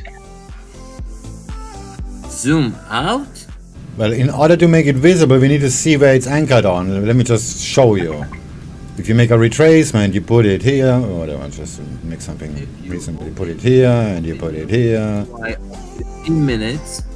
If you open your JPY, you will see the high and the low of the 15 minutes. Yeah, but we don't see where you put the tool on. See, on mine there is a line where you can see I put the low here and I put the high here. I could put it here, but I cannot see that. Okay, just tell me what is the 100% and what is the 0%. Getting earnings from Zurich Insurance this morning. Full year net income coming in at $3.83 billion. A big beat on estimates of $2.93 billion. The full year PAC gross written premiums for Zurich Insurance, $35.52 billion, a beat on estimates of $34.72 billion. Zurich Insurance full year div per share, 20 Swiss francs. So the low line is 0%, right? 8. Okay, the high is 126,646. No, I mean the high line. Is that 100%? Yes, it's 100%. And the low line is 0%. That's correct.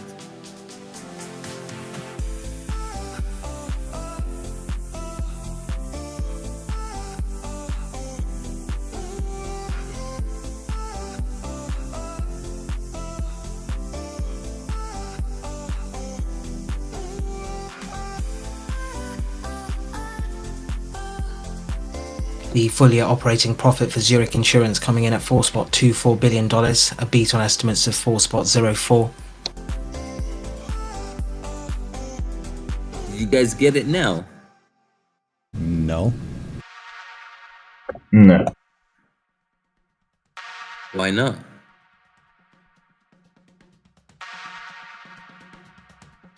So basically my entry is at 50 level and entry 2 is at 85 level. I'm looking to reduce 50%. Okay, the entry is 1 lot and the entry 2 is 2 lots.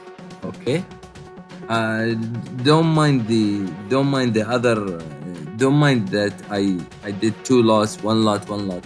I'm just saying 1 lot on entry 1, 2 lots on entry 2. I'm looking to reduce 50% if the low is broken in the setup of a high, in the setup of a buy.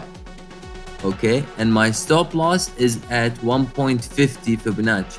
And with that, a very good morning to everyone joining us for this LifeScore European session. Quick look at markets. US futures a touch higher overnight. E-minis back into the green late session. WTI was soft overnight, below 58.50 at the moment. Meanwhile, Treasury cash markets were closed in Asia due to the Japanese holiday. Chinese markets were also closed as they kicked off their Lunar New Year break, hence liquidity overnight was thinner than usual. In terms of headlines and central bank news, we heard from Fed's Powell yesterday saying it was appropriate to maintain rates at the current near zero level until the economy reaches max employment and inflation has risen to 2% and on track to moderately exceed it for some time. He said policies to bring the pandemic to end as soon as possible were paramount, given the improvement in the labour market has stalled in the past few months. Powell essentially called for a broad national drive required to reach full employment. In other news overnight, the Axios reported that Biden is mulling nominating Lisa Cook for the open Fed chair reserve seat.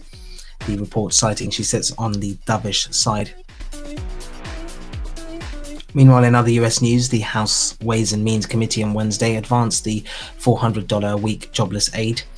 The House Agricultural Panel also advanced the $16 billion stimulus package. But you need to be careful because I do not put at the wick. I do not put the Fibonacci retracement at the wick. I put it on the low in case of the buy. I put it at the wick low, but I put it on the body. Yeah, I saw it. Example, what you're doing, SwingFish, I put it on the body, not on the high wick. Meanwhile, overnight we also got quite a few geopolitical developments. President Biden expected to launch a Pentagon review of the national security aspects of the administration's China strategy as part of a broader effort to determine its approach to countering Beijing.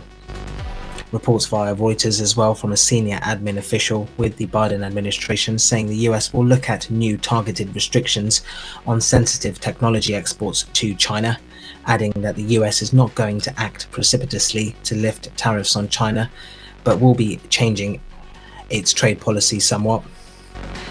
The admin official noting that tariffs on China will remain in place while the US review on trade policy takes place. Meanwhile, overnight, the other main event was the call between US President Biden and the Chinese President Xi, where Biden underscored the fundamental concerns the US had on Beijing's coercive and unfair economic practices, the crackdown in Hong Kong, the Taiwan situation, as well as the human rights abuses in Xinjiang. Local state TV in China reported the comments from China's Xi. Apparently he told Biden that China and the US should restart various dialogue mechanisms to accurately understand each other's political intentions and avoid misunderstandings and misjudgments. No. Put it on the body. Yeah. He also added to Biden that the only correct choice was cooperation. Of the highest wick. Meanwhile, in other news, CNBC yesterday cited that France's Macron suggested to Biden 2 weeks ago that the countries seek a negotiated settlement in the Boeing-Airbus conflict. Biden reportedly said the relevant teams would follow up, but was non-committal to an outcome specifically. Put it on the body, brother. In the body. Who? Yeah, no. Lower. You see the highest candle over there? Do you see the highest candle? Who are you talking to? I'm speaking to you, SwingFish. I just made a trend line. And this is dollar CAD. No, this is Euro JPY, right? Or No, this is dollar CAD. It's showing. Moving on to other news, the US federal budget deficit yesterday widened in January to about 5 times the year earlier level, reflecting spending on the pandemic relief payments approved by Congress during the prior month. I'm just looking for an exit. Meanwhile, looking at the COVID situation globally, in terms of key developments, German Chancellor Merkel plans to gradually reopen Germany's shuttered hairdressers, schools and stores. Hair salons can open at the beginning of next month, whilst other measures which were slated to expire on the 14th of Feb were extended until March the 7th. Elsewhere in the US, the UK COVID variant is apparently gaining momentum, even as overall daily cases across the US continue to plummet. Namely, the B117 mutation is burgeoning more quickly than others first seen in Brazil and South Africa. As of Tuesday, there were apparently 932 reported cases of the UK variant amongst the 34 states, that via the US CDC. Okay, so I think I was not on the live stream, but if you can go back to the EuroJPY. Some of the other vaccine news, the WHO, the World Health Organization, made clear AstraZeneca's COVID-19 vaccine for emergency use as early as this week, according to a WHO official on Wednesday. The Wall Street Journal also cited overnight that Merck is in discussions to help produce some COVID-19 shots. And Morbo speaks so much. That's his job. Yeah, but he only chooses to speak when we are discussing. He always makes the market review at the same time of the day. Which is now, and 6 hours from now. Every day the same. And moving to some of the European news, Bank of England's Governor Bailey yesterday said it's not in the UK's interest to dramatically ease banking rules following Brexit. He noted while rules may change, Britain intends to keep up with international standards. As tensions also grow, the European Union apparently will ask Britain if it can take an extra 2 months to ratify the Brexit trade agreement by extending until April the 30th provisional application of the deal. That all came as the European Union apparently rebuffed the UK's call to reset the two sides' relationships, saying Britain needs to honour the promises it made on Northern Ireland as part of the Brexit deal.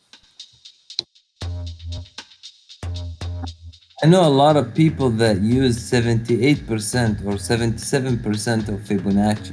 Nobody does that. Comments here from the Tokyo 2020 chief Mori, telling Nippon TV, "We'll explain thoughts on Friday." In case you're just joining us, there were media reports that he's set to resign as early as Friday. That's the Tokyo Olympic chief Mori, set to resign as early as Friday. We had that overnight after his sexist comments. He is to be replaced by Kawabuchi. I know only one person that uses a 81, 83-ish level, and that is me. I use the 85 level. It works pretty good, man.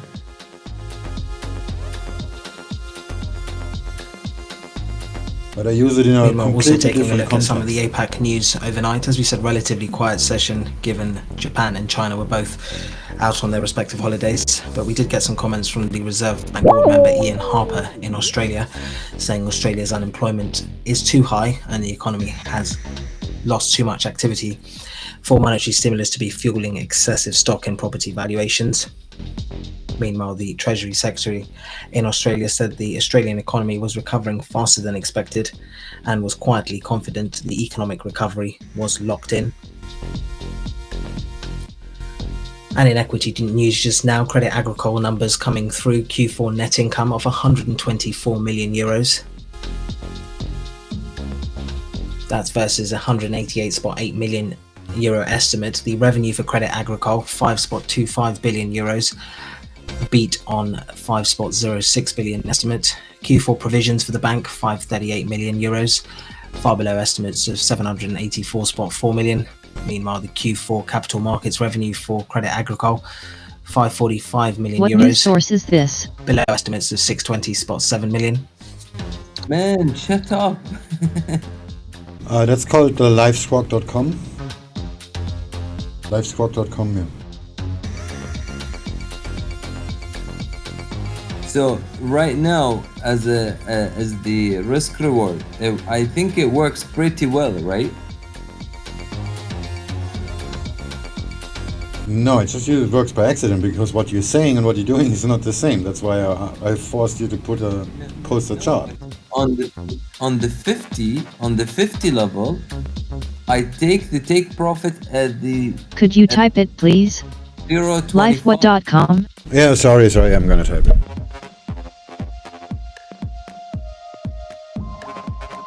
More numbers from Crédit Agricole. The CET1 ratio stood at 13.1% as of the 31st December.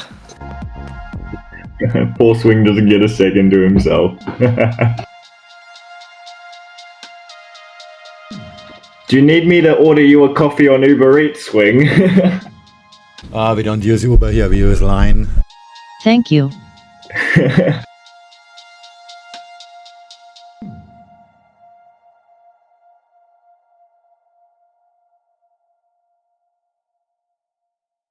They have two packages. One is 50-ish pound, and the other one is 260 pounds. Bitcoin.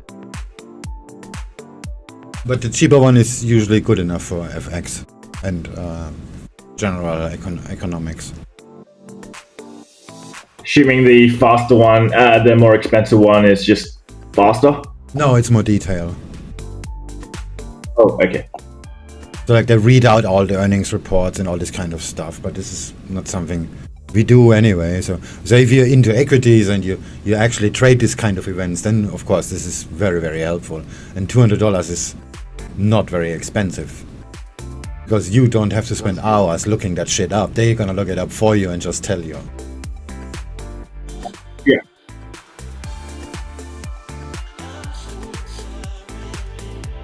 Overnight as well in the fixed income space, we got some supply from New Zealand. Bonds rallied there after strong bidding at the bond auctions.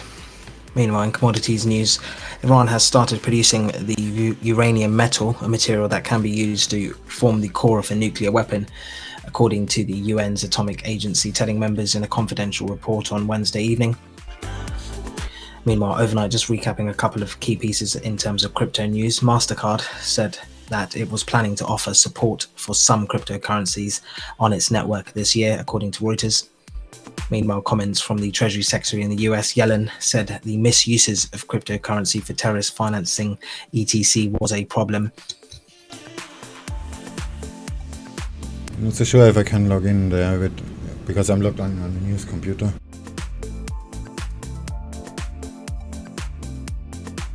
Yeah, don't accidentally log yourself up and fuck up more work. Oh no, I set the player not to start. Yeah, it doesn't start automatically.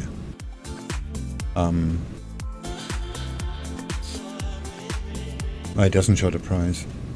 Oh, whatever. There's another service if you're more into the social media kind of stuff, because I see the person asked is actually from Facebook. There's another one called RandSquawk.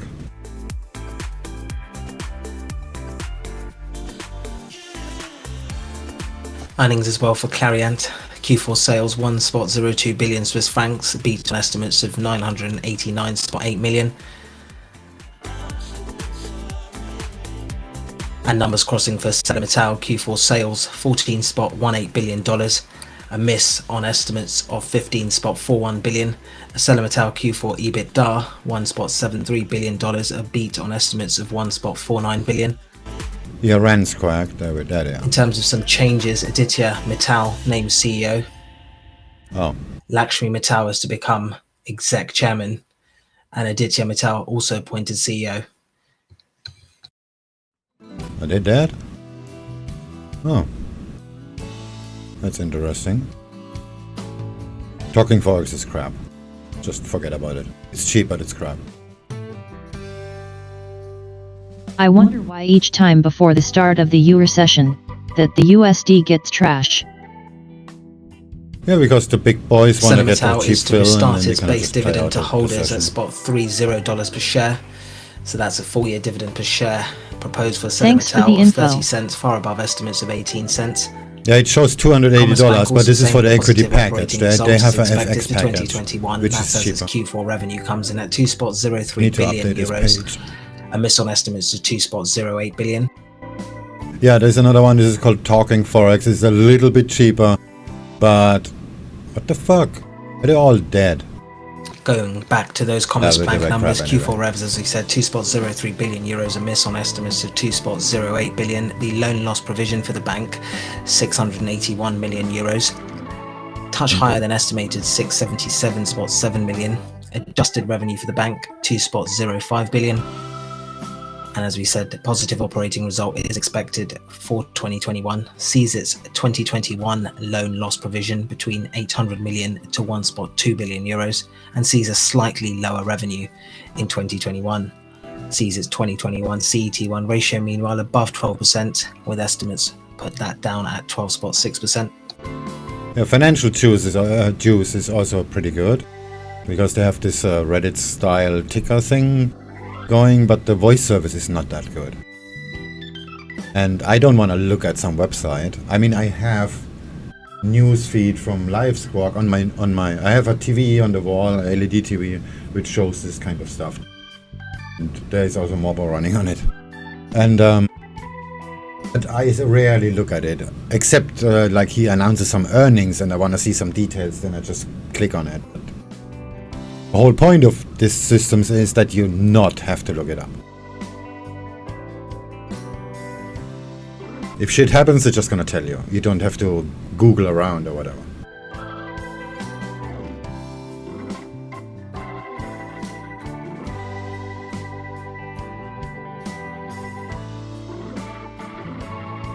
Yeah, I'm gonna exit here somewhere around here, maybe now.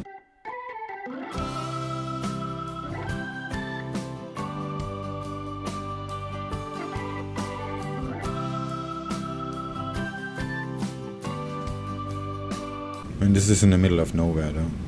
Would be a shame if it actually drops down for real. S2 is still valid as a target. So a couple of key headlines here then, just to repeat: ArcelorMittal resuming its dividend payments, full year dividend per share 30 cents, that was far above estimated 18 cents, naming Aditya Mittal as CEO, and Commerzbank meanwhile seeing a positive operating result for 2021. DXY is going down though. Yeah, I see it. But the DAX is still kind of solid, and Nasdaq is still above VWAP.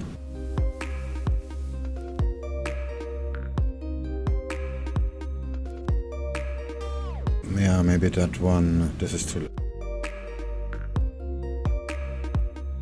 Move that a bit at the lower.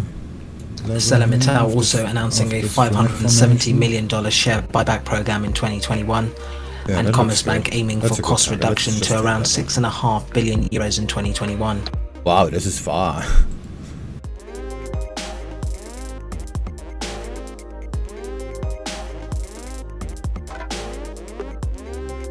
Is there horizontal? Not really, huh?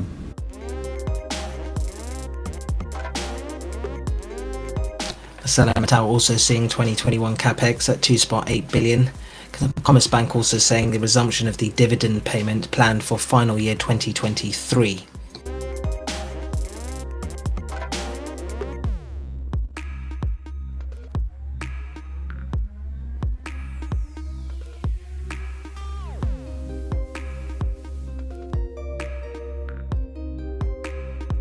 I'm not so sure this level is correct. Let's just get the mid.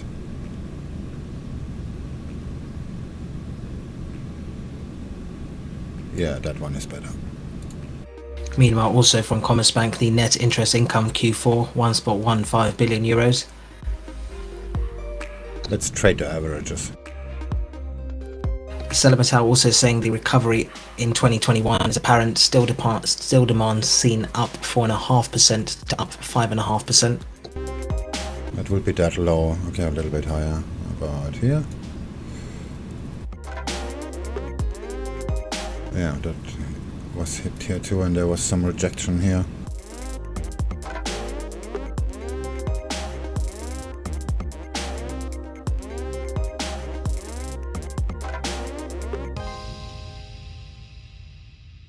Wow, no price action for quite some time, huh?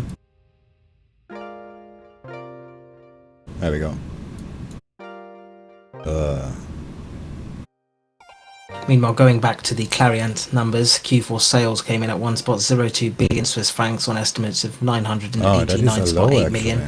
Adjusted EBITDA full year 619 million Swiss francs, a beat on estimates of 605.7 million. And the Q4 adjusted EBITDA for Clariant 173 million, a beat on estimates of 157.4 million. With full year sales 3.86 billion Swiss francs, slightly ahead of estimates of 3.83 billion.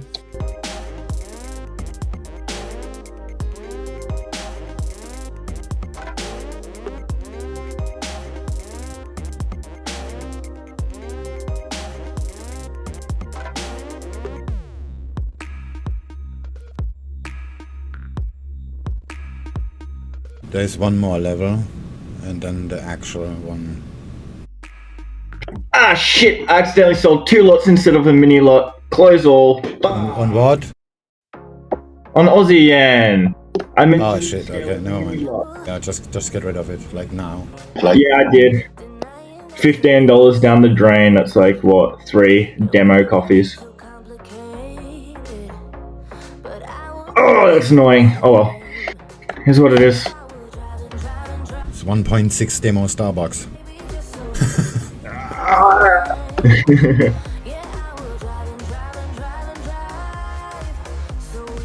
Okay, I'm gonna move it a little bit lower in case there's some volatility coming in. But Aussie dollar is about to hit R1 too.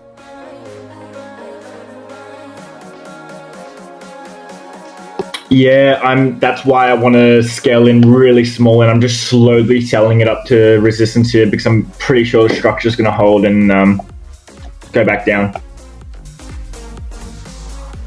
And I see the Aussie dollar structure too. Yeah, the US dollar looks kinda free fall-ish. I'll just look at Singapore dollar real quick.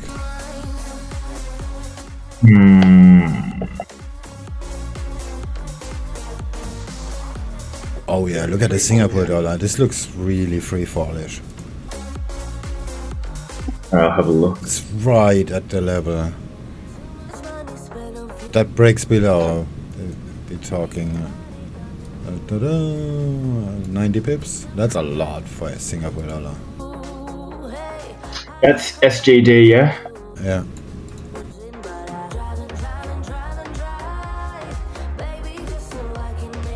Yeah, if you don't want to look at the Canadian dollar, look at the Singapore dollar. Because the other stuff is too much driven, like the pound or the euro, forget it. Okay, that's interesting. Thanks for that insight. It doesn't move so much, so it's always small ranges. But it moves steadily. Unless the Singaporeans have some ideas, then it's just gonna move. Okay, in that terms, and being slightly afraid of that free fall, I'm just going to adjust my risk to it and make it more like 0.07% instead of 0.12. So Yeah, it could pull back here. Yeah, I'm not going to be pissed off. That's why I'm thinking of taking profit, actually. D/USD looks good right now. Looks good for what?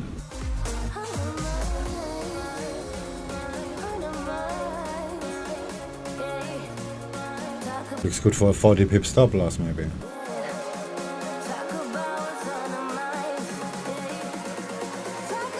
Yeah, I should take profit here. This is actually a level, and the Aussie dollar hit is about to hit R1. What about the euro?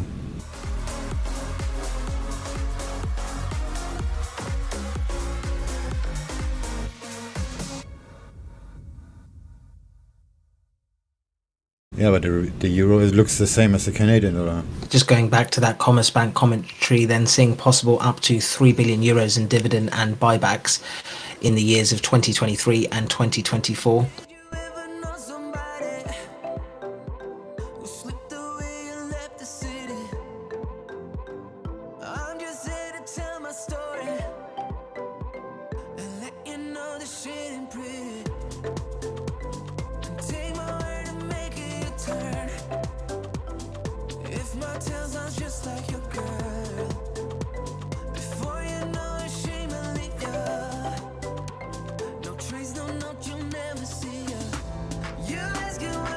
You know what? I'm just gonna take the 17 pips. Well, that doesn't sound like fun. Logic's not allowed here, Swing. What are you doing? Yeah. Come on. Just banned me already. Permaban. Incoming.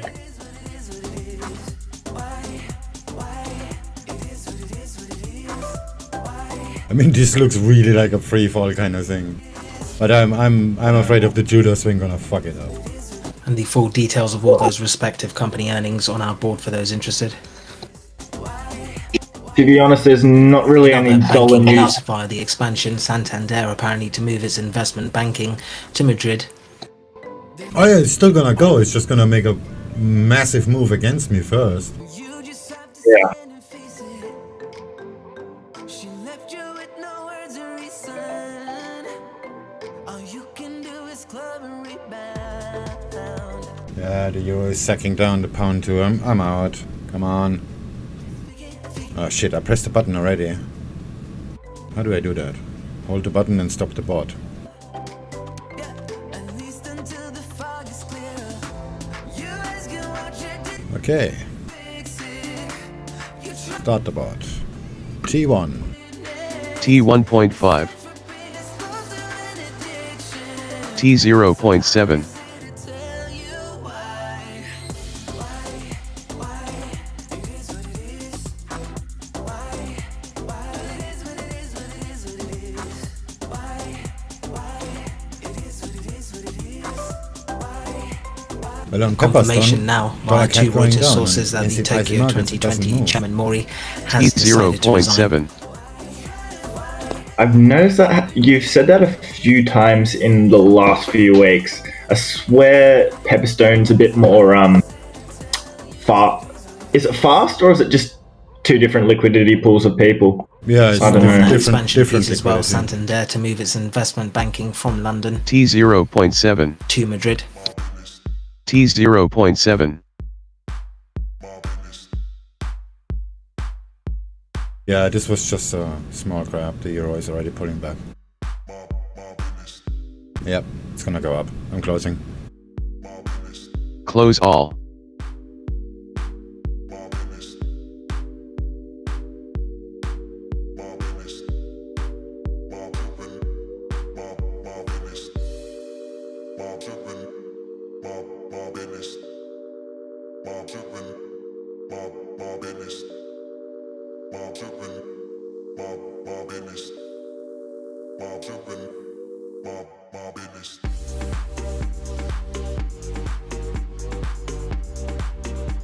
And as expected, Mori is to be replaced by Saburo Kawabuchi.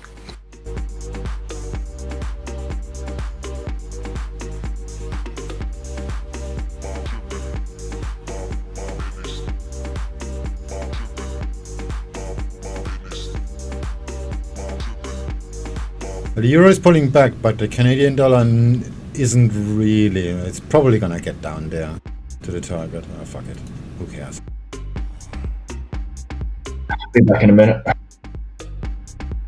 Numbers Yeah, now go from grab it now. Schneider Electric sees its 2021 organic revenue up between 5 to 8%. Propose a dividend of 2.6 euros per share, slightly above estimates of 2.58 euros per share for Schneider Electric. The share buyback program remains on hold in the near term, says the company.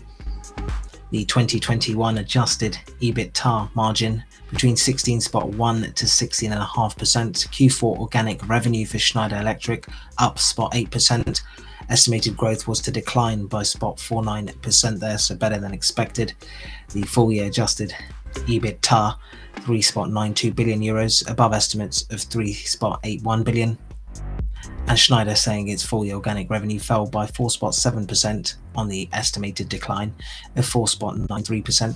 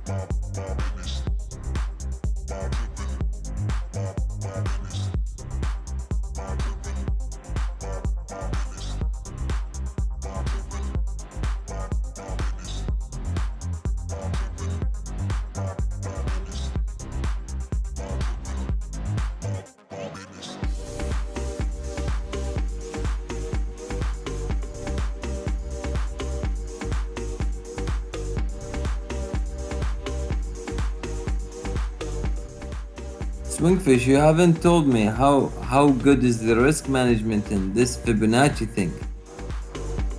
Risk management's you. Yeah, and it's terrible. No. You have a 0.2 risk reward. Oh, you're talking about basing his fib levels that he's using to trade. Yeah, which are not fib levels. Yeah, right.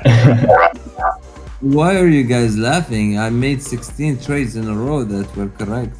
Yeah, then make another 100 and we're talking. Yeah, I will. No, you won't, because tomorrow you will have a new strategy. No, I don't. I will not. This is what you have done the last year. I've been using this strategy for a long time, but I haven't spoken. And you have made only 13 trades. How is that working? No, I said I made not 13. I made actually 16, and this Euro JPY will get the target. But I 16 trades in a row last week and this week, and they all got take profit. Only one hit the stop loss, and none of them got the 50% reduction. Yeah, that's because you have a very small risk reward. You need a very little movement to make the money, and it's usually your level is just 61%, just you're on the opposite side. You're basically doing a counter trend trade. Believe in I terms of understand the why earnings, this is we're still working. I expecting. told you that before. We're still expecting L'Oreal, Pernod Ricard, and AstraZeneca this morning, I believe. In terms of other equity stories to be aware of, the European earnings on our board for those interested in full details. In other news, we heard from the Wall Street Journal that Merck is in discussion to possibly produce COVID-19 shots, whilst Uber shares declined just shy of 5% in after-hours trade yesterday as its Q4 rev and gross bookings missed estimates.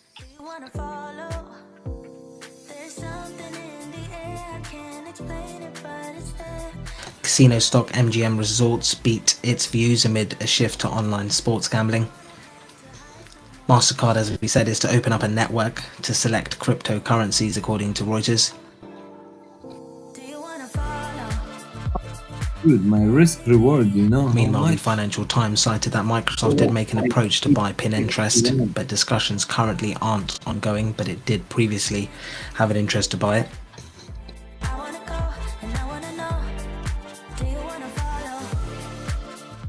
I'm sorry, my risk reward is 0.75 to 1. No, you're doubling the position, and you're maintaining the same stop. That cuts that in half, and then you have half the distance on the other trade, which reduces it by another 20-25% ish, and that comes all together to 0.24 or 0.26 or something like that. I made that math like an hour ago when you mentioned it the first time.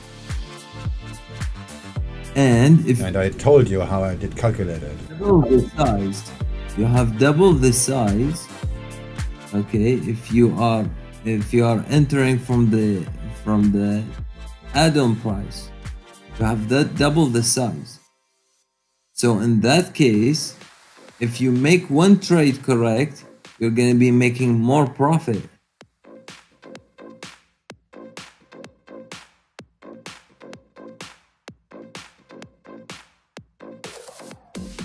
If you have a 10 pip stop loss and at -5 you scale in double the size, that means you're having a 20 pip stop loss. Rates should not because change the for now, second according trade to will travel Hart half the in a distance but Polish will brief. have to double the size. That means it's the same distance.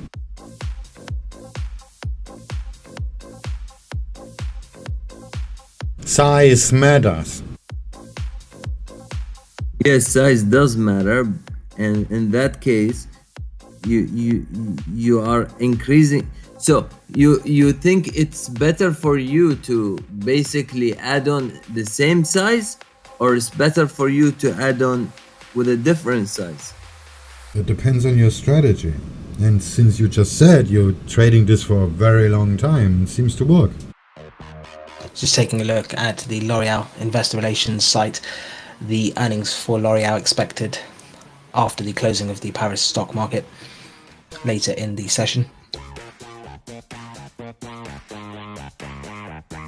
And this mobile, so annoying.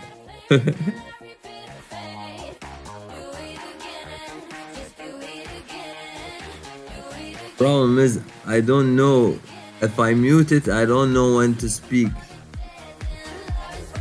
Just edit the volume, then you can see when you're speaking. Right click on mobile and reduce his volume to 0. Or to 1% or something like that. Just keep in mind, he may say something that may be of interest for you. Like?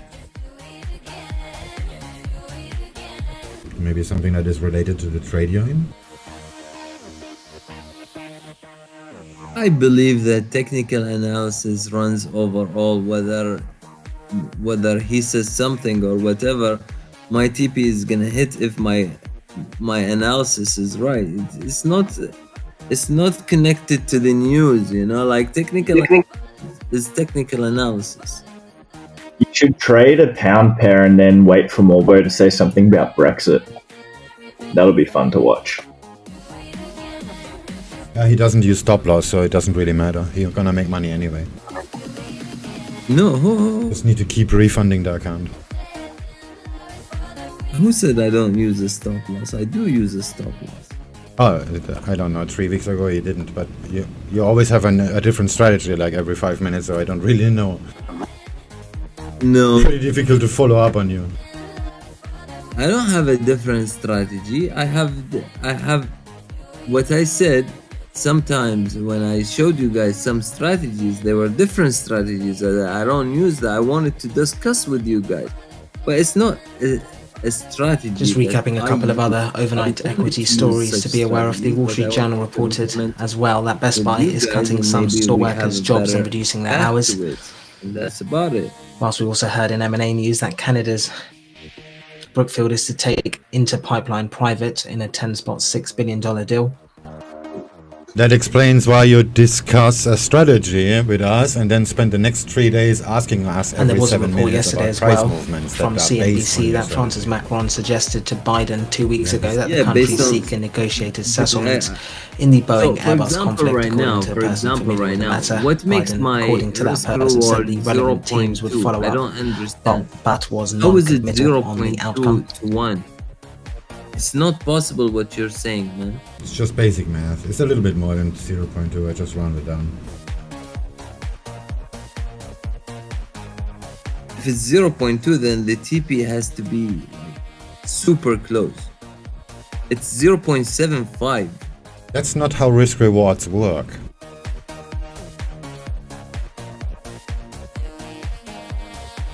The further you take profit, your stop losses away, the smaller the risk reward is. And your stop loss is on the original trade already really far away. More from this Polish MPC member, saying sees no scenario in which Polish rates should fall. And we're also getting you're the making EU about opening calls via 80% of the CMC this trade morning. or FTSE 90% 100 of expected the to trade. open 4 points lower. DAX 30 Correct. expected to open So 5 points will higher. that matter? And the CAC 40 expected to open 3 points lower. With your initial trade, you already have a negative risk reward. And then you're scaling in with still a negative risk reward with double the size. That makes it even smaller.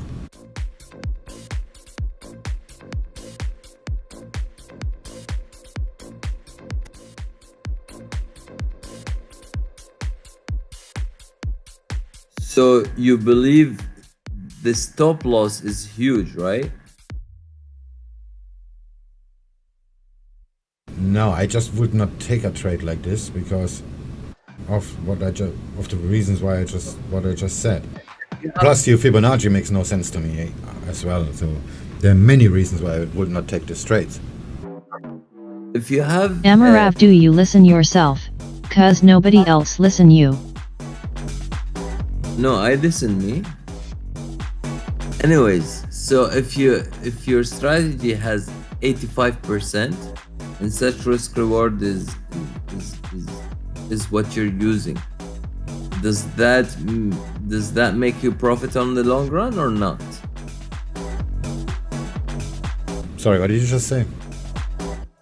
If you have a if this strategy is 85% accurate, okay, and you on the long run. Oh, he listens to himself, but himself only. I don't listen to myself and myself only. What are you talking about? So, if your strategy is about 85 to 90% accurate with such stop loss and everything, yeah. So, how much? Sorry, on the long run, will it be good or not? Yeah, As long as about. your risk reward is over 1.2, it will work out in your favor. It's just, you just got to do the maths. Everything's relative. If you've got a 50% win rate, you need a much higher, you need a 1 to 2 risk reward to at least be break even in the future. If it's 40%, it needs to be a little bit higher. If it's 60%, it can be a bit lower. It's literally just basic maths. Yeah, my win rate is much lower. I have a 43% on average. But my risk rewards trade are far greater, so that's why I don't really care about that. And my trades are over faster, so I can do multiple at the same day.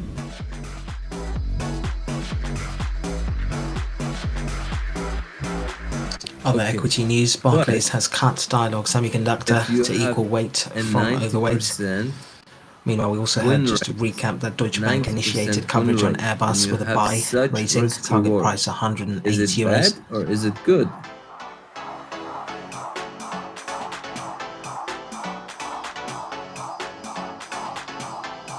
You tell me. No, I'm asking you because you are arguing with me. I'm pretty sure nobody's arguing with you. I'm just reacting to what you're saying. Same. I don't even following, to be honest. And I just asked you, SwingFish, you have a 90% accuracy and you have such risk reward with the same mathematics that we do. What such? Give me a number for risk reward. I don't understand where SwingFish came up with 0.2 to 1. This is not possible. My risk reward is 0.75 to 1.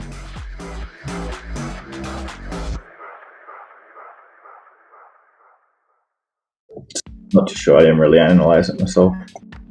Earnings for Pano Ricard. H1 organic Number recurring challenge operating him. profit down 2.4%, better than estimated decline of 8.01%. The recurring operating profit for the first half coming in at 1.6 billion euros, slightly above estimates of 1.53 billion. Okay, guys.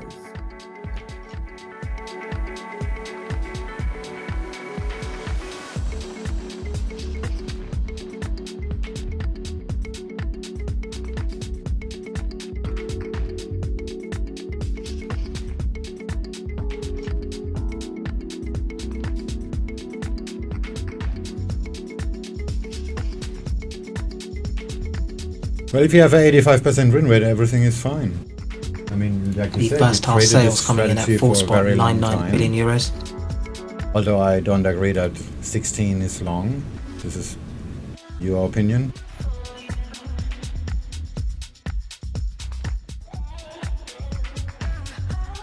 And as you have said, Also earnings from 85% automakers Saab this morning. Q4 sales good enough 12.49 billion Swedish krona, for above you estimates to of carry on with 10.85 billion. this strategy, right? No, I will never trade a strategy like that. But you have an 85% win rate. But I don't. I have a 43% win rate. Okay, and that probably makes better math for you. And if that works for you, then it works for you. Yeah, you have a 0.2 whatever something. Let's just round up to 0.3 or and you have an 80% win rate. Saab If your saying win its rate Q4 drops order by bookings, 18.11 billion Swedish krona 0.5%, versus which is 8.12 very easy billion because you have previously. a very, very low trade output. literally, if you lose two trades in a row, you're already below that limit. Then you're not gonna make money anymore. Because, like you said, 16 trades. If you lose 2 of them, then your win rate will drop below the numbers. And Adi just told you, you have to have a certain number of trades for the break-evens to happen. Coming in at 598 million And Swedish how many krona. trades Analysts did see do that I to come need in at if I 830 million, lost so 2 big trades miss it seems there. in a row? It's just basic math. You can learn that in 4th grade. My daughter is 7 years old. She can do that. It's not really about that anyways. Why you need like 100 trades or something, because you really need to be through the ups and downs to get a true, like, more accurate win rate percentage. Like 16 to 20 trades, you could just be on a week where it's working well for you, but then the next week you lose all your trades. Yeah, 20 trades is actually a good number, but you have to, this is for one block. So Sonata is again right. You have to have, let's just say 100 trades, depending also on the time frame, of course.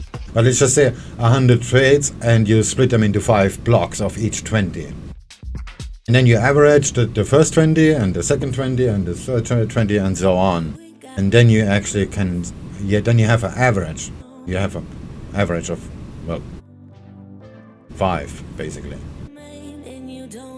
It's like you put it in Excel or a chart or whatever, and then you put in a moving average of 5 on it, and then you see actually what's going on. 2020.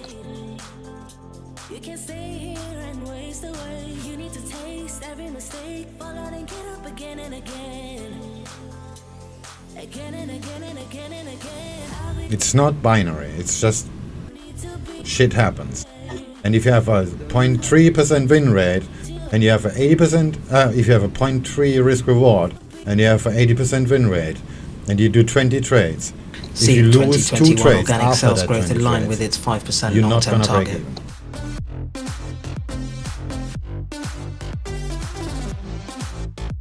But I'm putting 50% at the 0 level.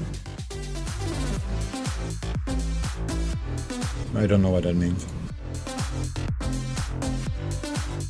So there is the 100 and there is the 0 levels. Okay, Fibonacci. I'm closing below this level 50%. Yeah, then you have to factor that in. Yeah, I did factor that in.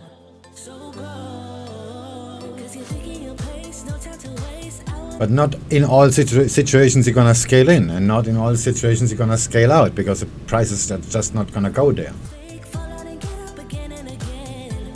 Well, if it does do it, you are gonna scale in all the time.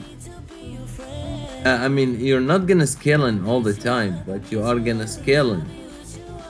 If it goes against you, I mean, if it goes against the first the 50%, you're gonna scale in from the 85%, and below the 100%, you're gonna close half of your positions, half of the size of your positions, and put this, and your stop loss will remain the same.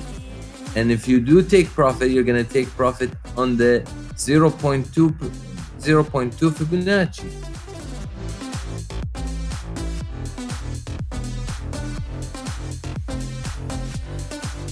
That's if add-on is activated.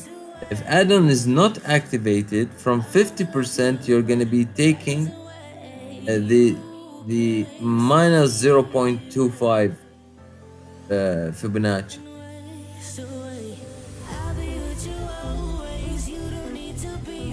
Okay. Oh, $CAD is gonna drop so hard in a minute. I hope not, because Aussie dollar's just about at its resistance, and I wouldn't mind. I just put in another 0.3, and I wouldn't mind it soon to turn. I think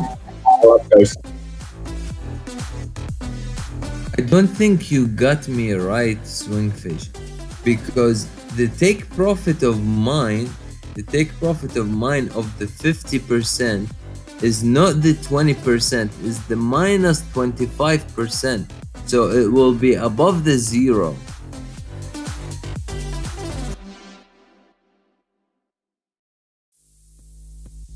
Yes, I have seen your chart.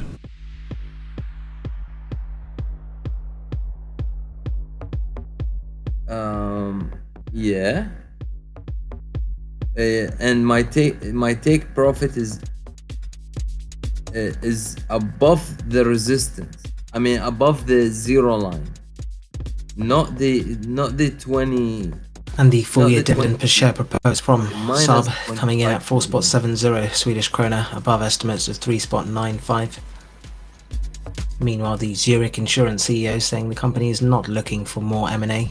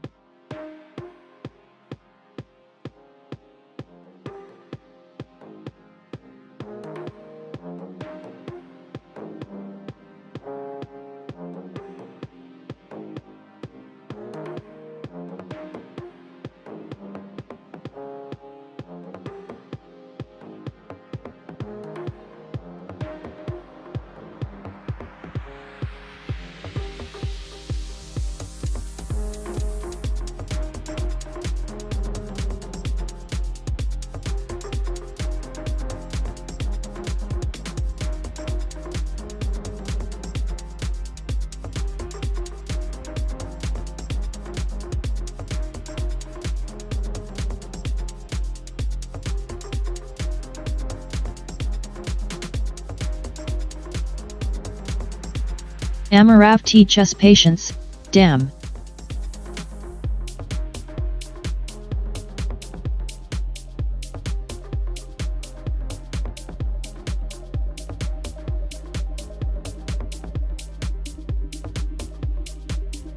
No, I think there was a miscommunication.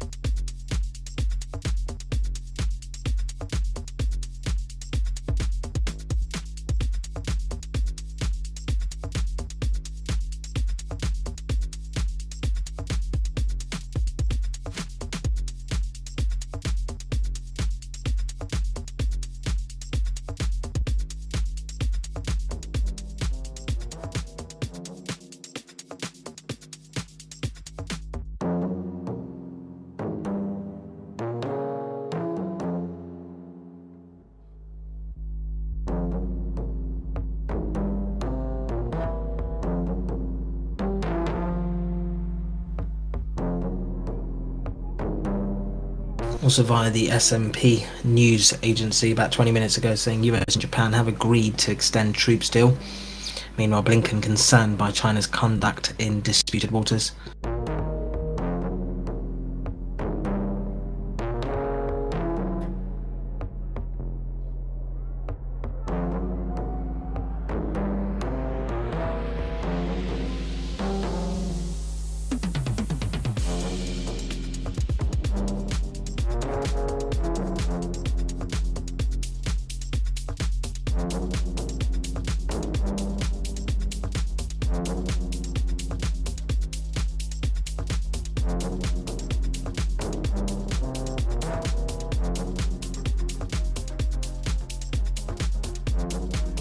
What period do you trade over? How many pips is your average winning trade?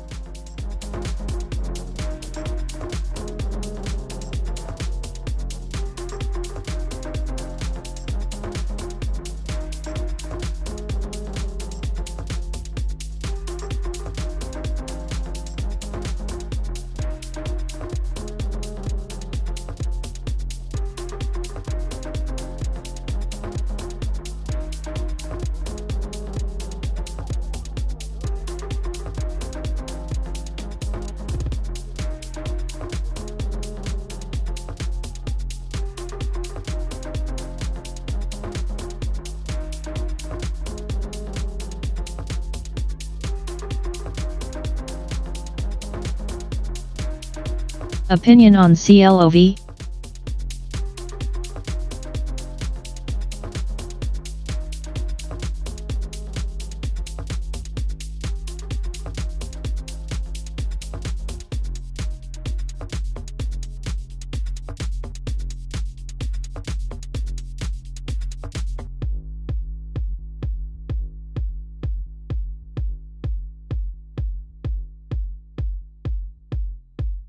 LUL.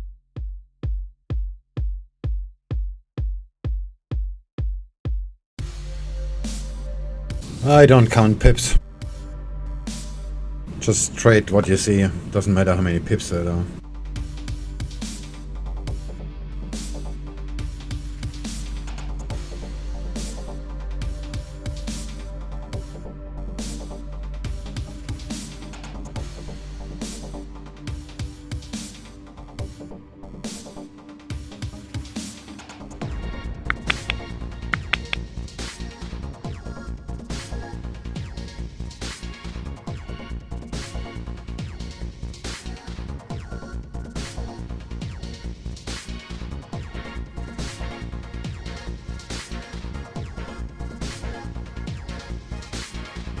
Swear I heard a grinder.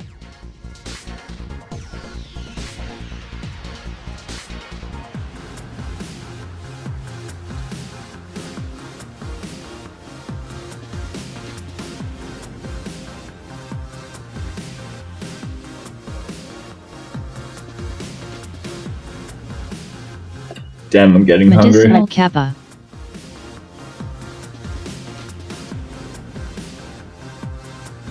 Wish we had the 2-for-1 pizza deals here, Swing. Just slightly jealous.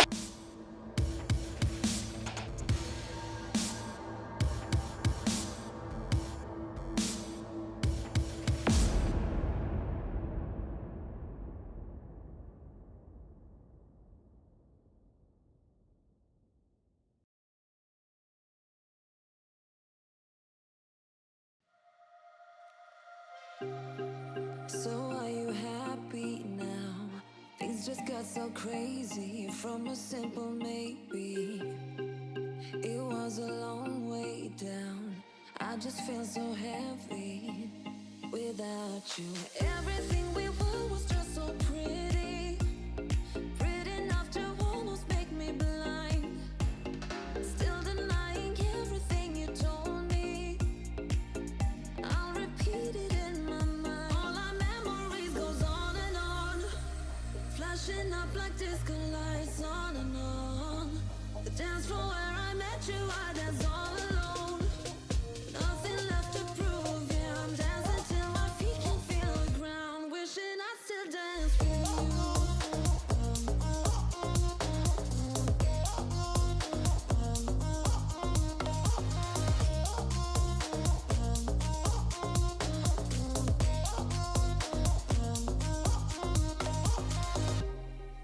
I feel so lonely now, walking through the cold streets where you used to hold me. You know it's been a while, ever since I saw you. Oh baby, everything we were was just so pretty, pretty enough to almost make me blind. Still denying everything you told me. I'll repeat it in my mind. All our memories goes on and on, flashing up like disco lights on and on. The dance floor where I met you, I dance all alone. Nothing left to prove, yeah, I'm dancing till my feet can feel the ground. Wishing I still dance with you.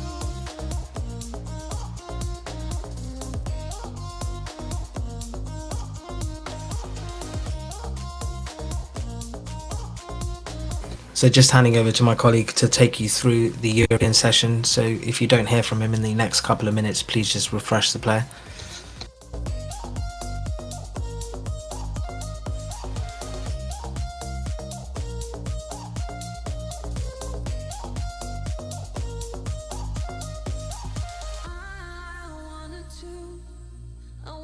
I wanted to dance with you. I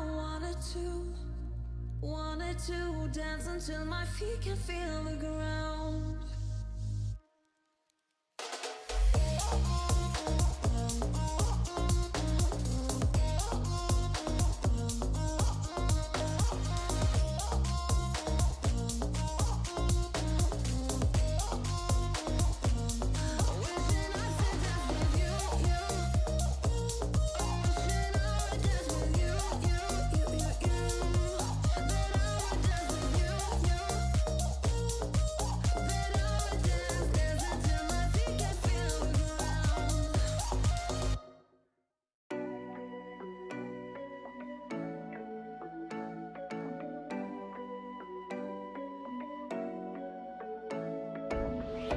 Taking my hand, leading the way, staying the night. Looking at you, making your moves, there is no silence. I wish you'd never let go. All this moving in the zone, I'ma lose it out of control. Yeah. Looking so sweet. Here's my take profit on dollar CAD. It's gonna go to 40 pips. Feeling that burn, I'm not getting out. Yeah. Baby, you make me lose my mind. Patience pays, but not me. Pace in the long run. Not me. Well, I hope it doesn't do that, because that'll stop me out of Aussie yen, and then I'll give it at a new high. I know what I want, know that I care, nothing can change that. Talk to me, babe, fall for me, babe, need you to hear me. So good morning, it's Luke here to take you through the European session. Just moving into 10 minutes until the top of the hour. We get German wholesale price index for January. The month-on-month for prior of 0.6%, with the year-on-year prior of negative 1.2%. I just wanna dance with you, feeling that burn, I'm not getting out. Yeah.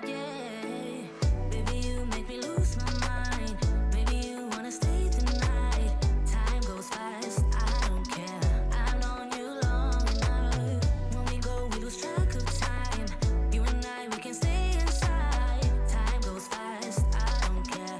I've known you long enough. Yeah, I wanna get there, just take my hand. Yeah, I wanna get there, just in my mind. Yeah, I wanna get there, just take my hand. Yeah, I wanna get there, just in my mind. I fell for you, you made it easy for me. Yeah, nothing that you could. Sorry, my connection froze. What period on the chart do you trade over?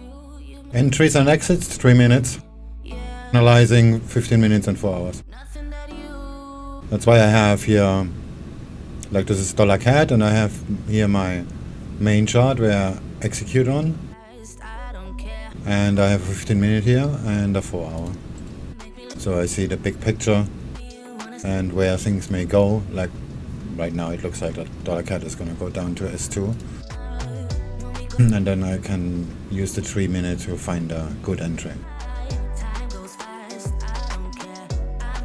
So I'm not making trading decisions on this chart. I'm making decisions on this tool here.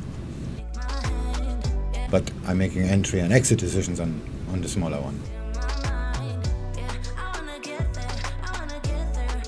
I'm pretty much done the same with a few different tweaks to my own style, but basically that too.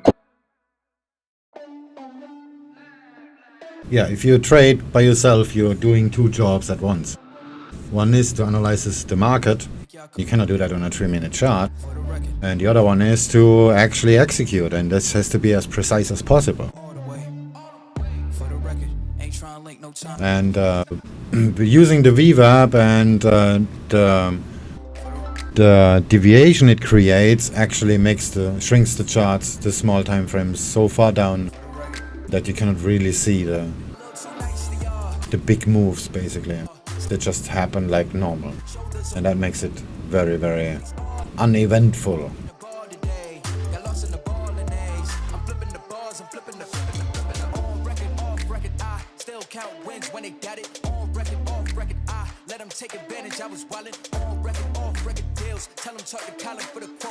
Because big candles only make you money if you're in it before it happened.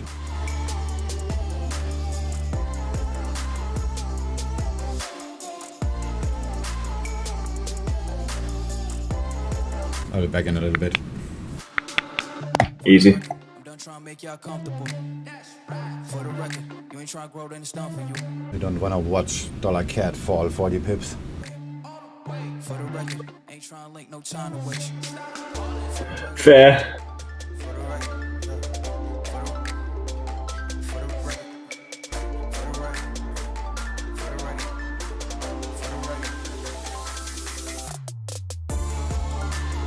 What's your most used technical analysis tool?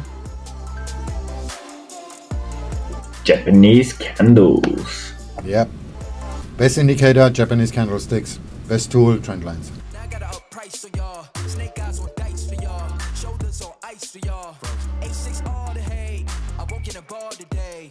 Got lost in the ball and A's. I'm flipping the bars, I'm flipping the on record, off record. I still count wins when they doubt it. On record, off record. I let them take advantage. I was wildin'. On record, off record deals. Tell them talk to Colin for the quote. On record, off record. I still want the act, not the ghost. For the record, I'm done trying to make y'all comfortable. For the record, you ain't trying to grow, then it's done for you. For the record, lab on me going all the way.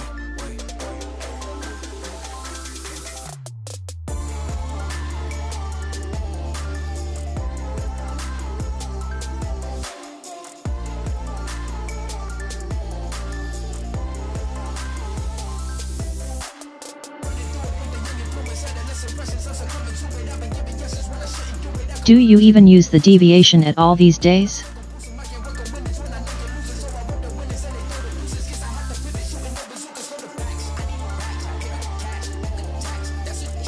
Deviation's actually really good with the VWAP from an entry point of view. So like, I know SwingFish is gone for now, but I'll talk on his behalf because I know he likes to use numbers around the 2.8 standard deviation, where once you enter, it seems just that 2.8 standard deviation is a good number for the move. Yeah, basically. From the entry point, around that 2.6 to 3 seems to be a really nice number for the range. Yeah, I'm actually gonna add this pipwise to the SwingFish intra indicator. So it's gonna show the deviation actually. Yes, please do. You know, love you forever. Problem is the SwingFish intra indicator using a different form of the VWAP calculation, and calculating the deviation over it causes huge load. That's why I actually removed it completely. Only the Xeon masters can really run it.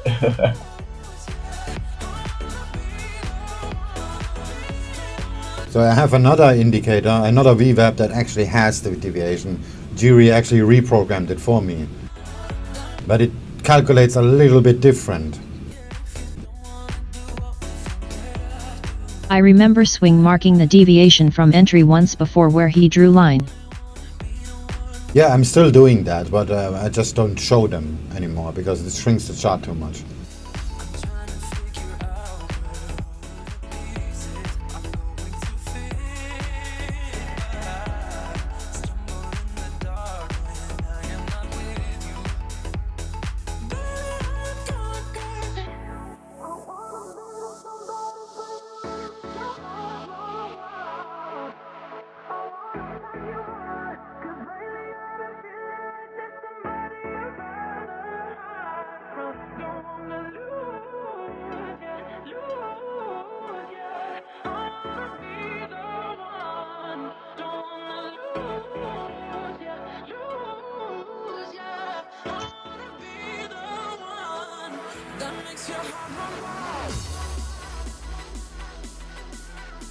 We're just under 3 minutes Complete away new from question. the top of the hour. What is the German wholesale deviation price and how index is for it January used? expected. Any ideas why dollar yen is reluctant to move south at the moment? 2%.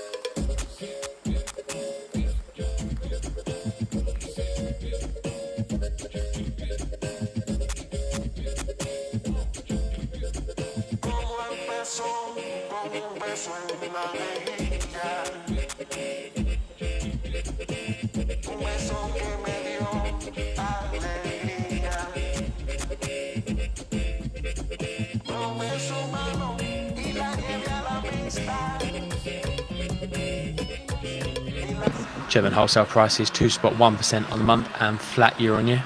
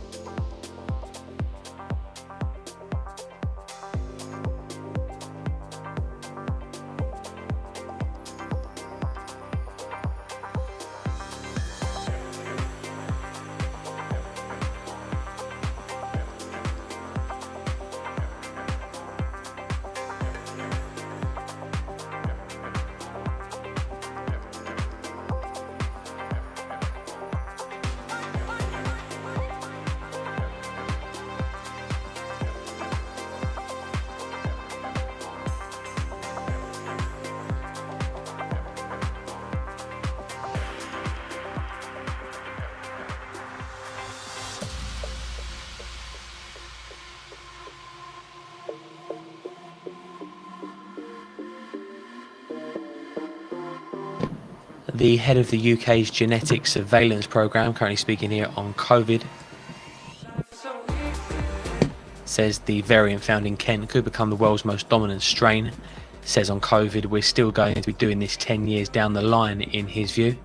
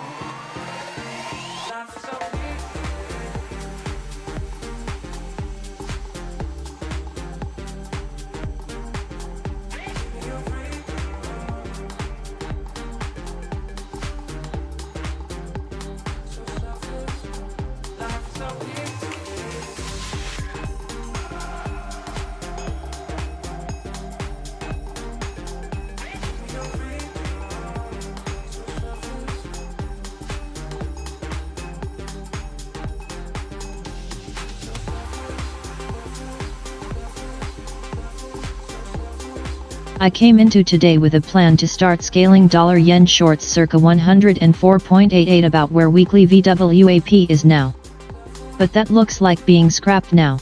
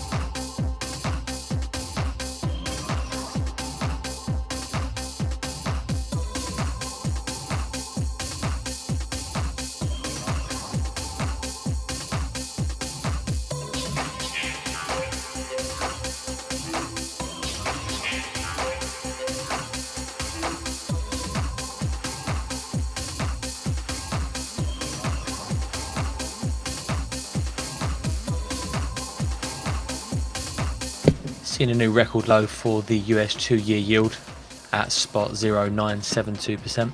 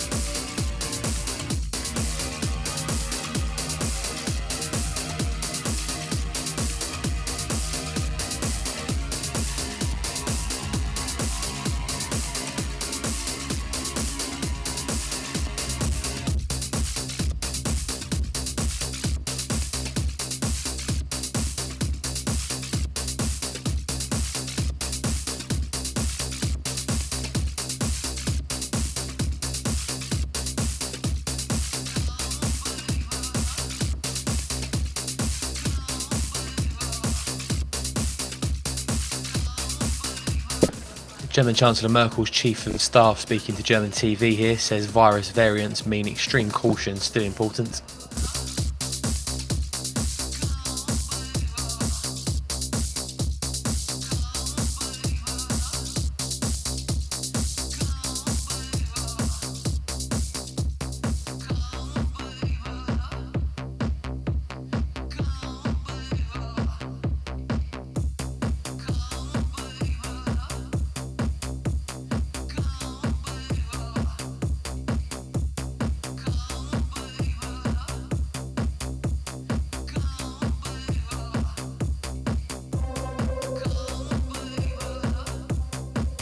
The Chief of Staff says the easing of curbs too fast could lead to a surge in infections. Hello? Hey. Hey, how are you? Not too bad. Yourself? Pretty... Wait, hold on, I'm almost fucked up.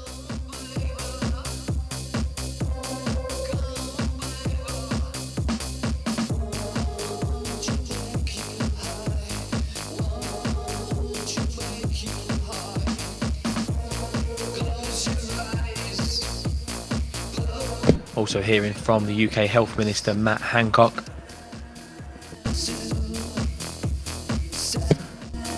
Have to be patient, we're doing everything we can to make sure people can have a holiday this summer.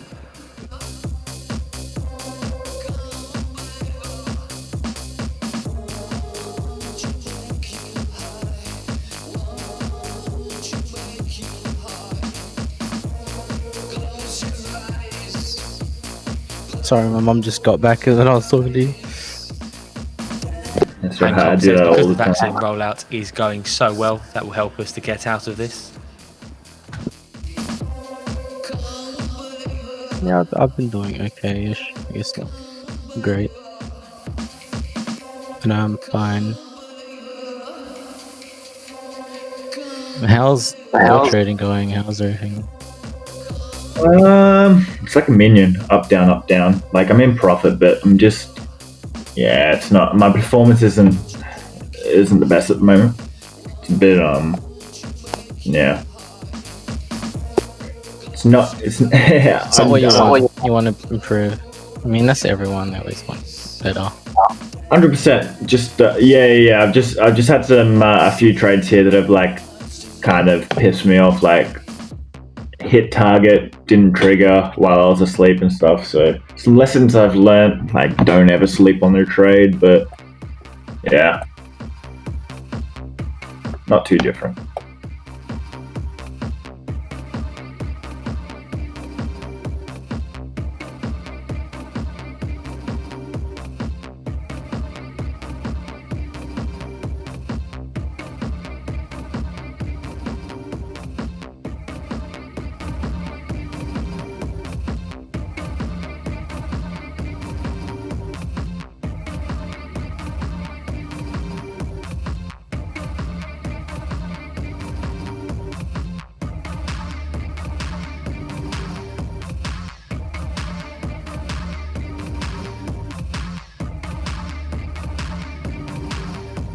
Sorry, my mum. I was talking to my mum again. I missed what you said. Like partially. I What are you saying about performance? You're pissed off. Oh yeah, I just had a few trades where I was just like it should have worked out, but it was like literally the difference between spread and then just not being there to manage it and just take it late. But yeah, no excuses.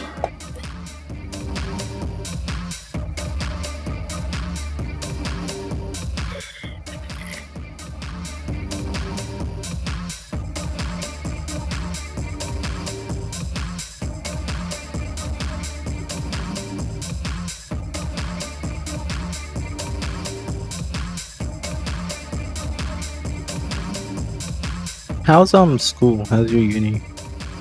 How's that? Yeah, not bad, man. I've just been on holidays, so picked up a lot of retail work and just doing this, I guess. Back there at the end of the month though, so it's going to be a bit tougher. Yourself? Me, I'm not saying at the moment. I want to start like definitely next year or this semester. Not this semester, next semester.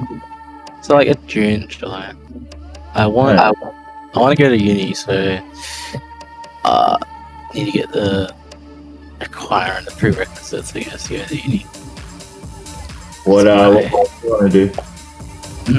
I don't know exactly. Actually, it's like I want to get into finance, so like working at an investment bank, trading. But I'm just trying to get advice from like a lot of people. One guy's telling me, so I could do. There's like a bunch of different degrees you can do to get into finance. You get an engineering degree, any like scientific or STEM degree you can get into finance with. It's like so many different options and pathways to get in. Yeah, I the reason I went for engineering was just the subjects that I like, such as physics, maths, how things work. Just it all kind of. So I might do engineering. I like electrical engineering like already. I already have an interest. If you have a really big problem-solving mindset, and it's like, okay, you want to know how things work and how you can make it more efficient, or things like that, and actually face problems. That's good. Yeah. Yeah, I'm an engineer at heart. Well, I guess I would call myself an engineer. I mean, the type of person's an engineer. Not an engineer like I fucking have a license and I'm certified, but I'm an engineer. Like I like to do that. I like to create things, solve problems, make things better. Yeah, it's just a problem-solving mindset. Yeah. As opposed to what though? What can other people have? Sorry, in terms of getting into finance, or? No. I mean, like as a mindset. How long have you two guys been trading this method, and how have you found it? We'll reply to that in a bit. I guess I know there's like growth mindsets and like. No, so you can have like more of a creative mindset where, like, you're more into the artsy type of things. You can have more of an English mindset or a language mindset where you're good with like words and stuff like that, or then you can have more of like a maths mindset. It typically, if you're into maths and stuff like that, you're into problem solving, because everything to do with maths is solving problems. Whereas if you're more into languages, it's different ways of expressing things and different ways of trying to perceive something, but with language. I don't know, something like that. Yeah, I guess engineering is like creative problem solving. Yeah. It's more creative.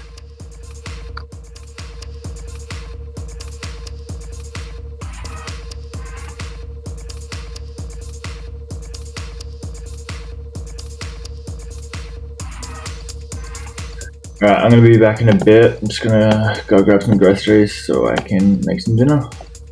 Radio.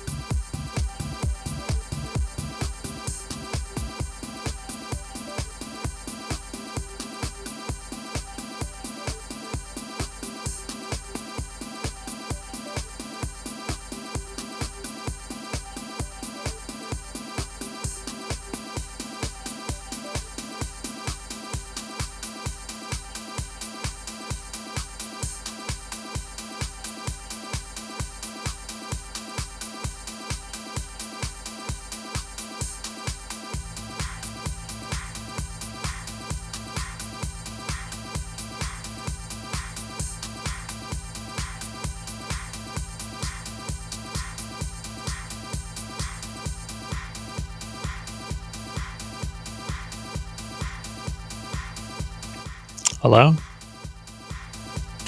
Anyone hear me?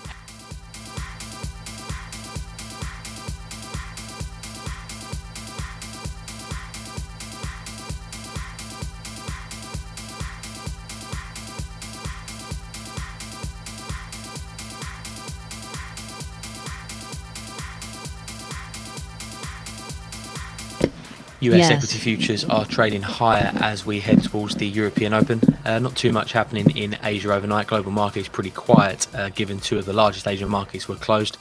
National Foundation Day in Japan, and it's the Lunar New Year in China as well. Chinese markets or holidays will run through to the start of next week. The US Treasury's $41 billion 10-year note sale went well yesterday, coming in spot 2 basis points through the when issued rate. Joe Biden, in his first conversation with the Chinese President Xi, spoke of his concern about China's coercive and unfair practices. Also said tariffs would remain in place until the US develops a broader strategy.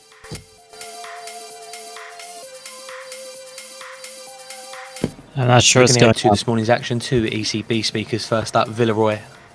In just under 10 minutes' time, De Guindos, the Vice President, at the top of the hour. EU Commission due to release their economic forecast this morning. 7.5 to 9 billion euros of BTPs from Italy. Commodity news, we get both the IEA oil market report and the OPEC monthly report today.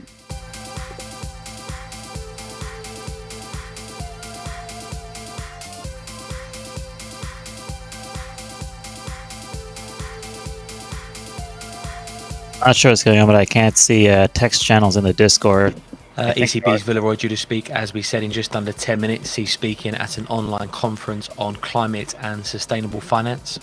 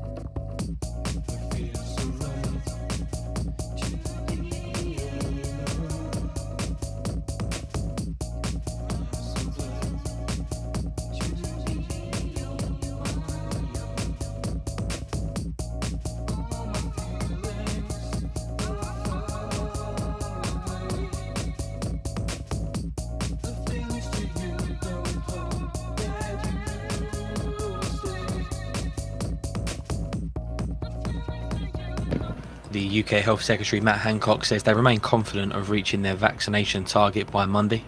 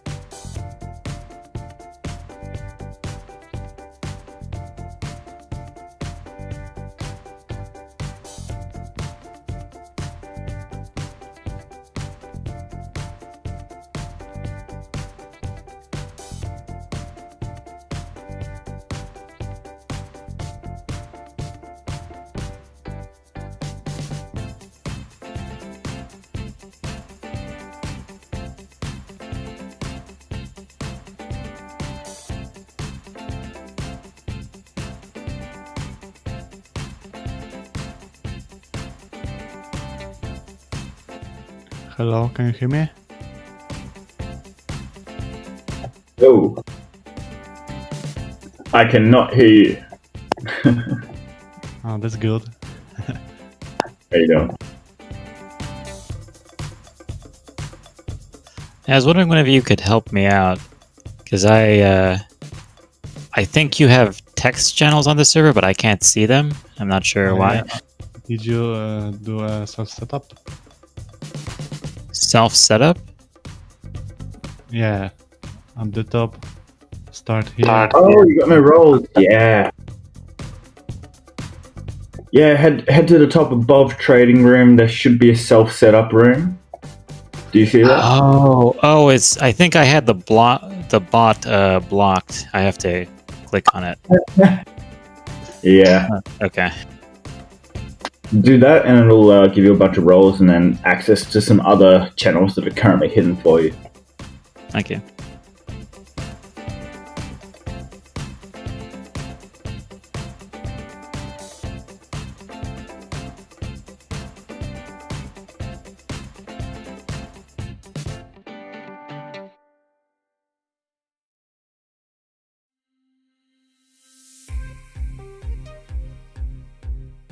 Comments from the ECB's Villeroy says the new frontier for the ECB is greening monetary policy.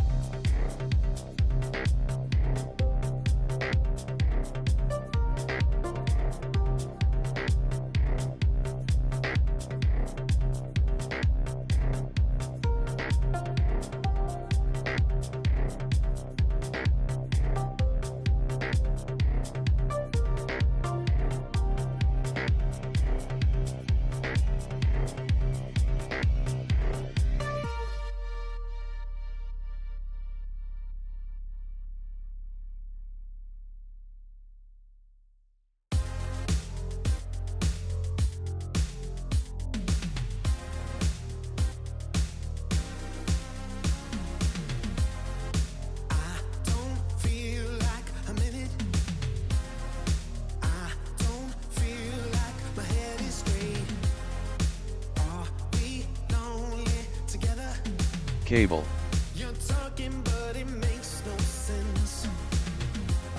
We're 10 minutes away from the top of the hour. More comments from ECB's Villeroy. Says climate is linked to the core of the ECB's mandate. European cash equity markets due to open at the top of the hour. Also possible comments from the ECB's Vice President Luis de Guindos. He's speaking at a virtual event on the housing sector with relations to the coronavirus. No text expected from de Guindos.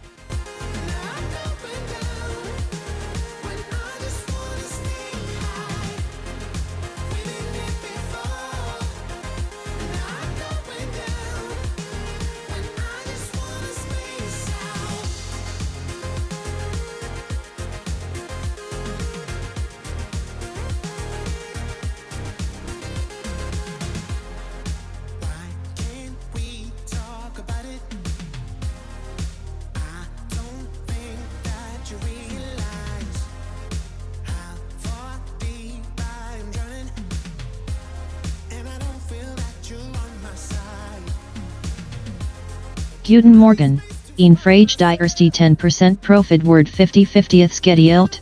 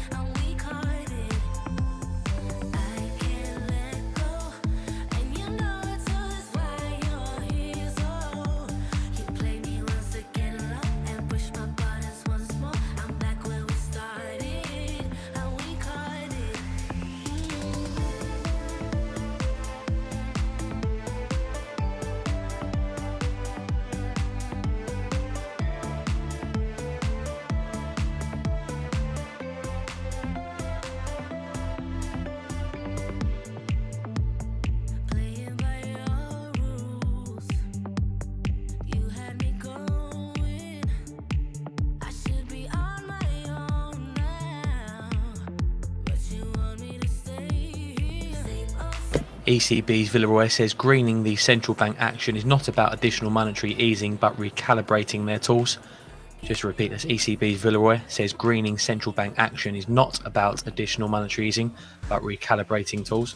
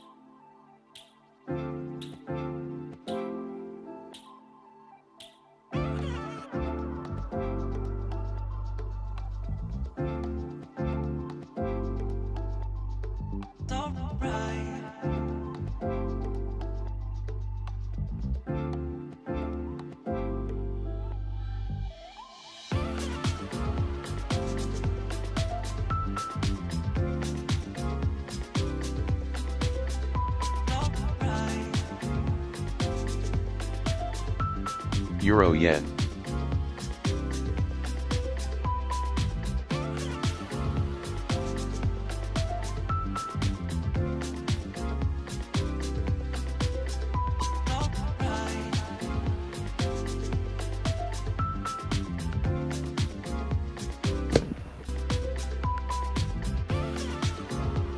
ECB's Villeroy says the ECB should cut their climate risk via asset purchases.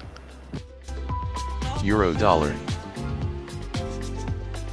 Says decarbonising the ECB's balance sheet could target all corporate assets purchased or held as collateral. Cable.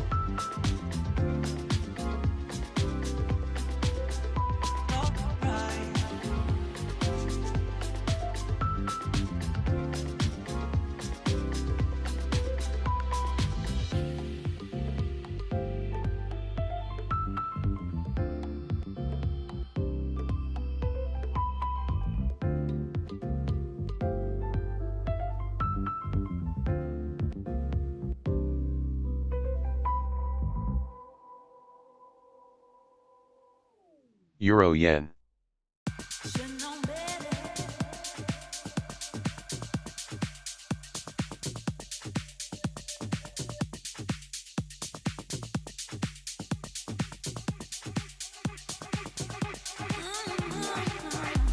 Cable.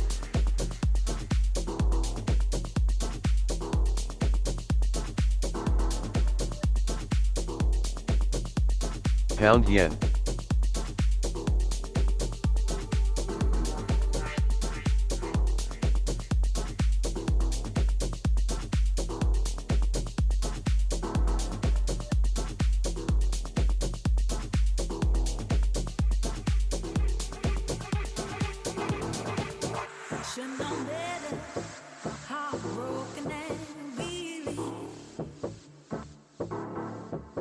Should know better. Later this believe, but I don't dare. But oh, here I stand, 'cause you always do this to me. Should know better. Heartbroken and weary.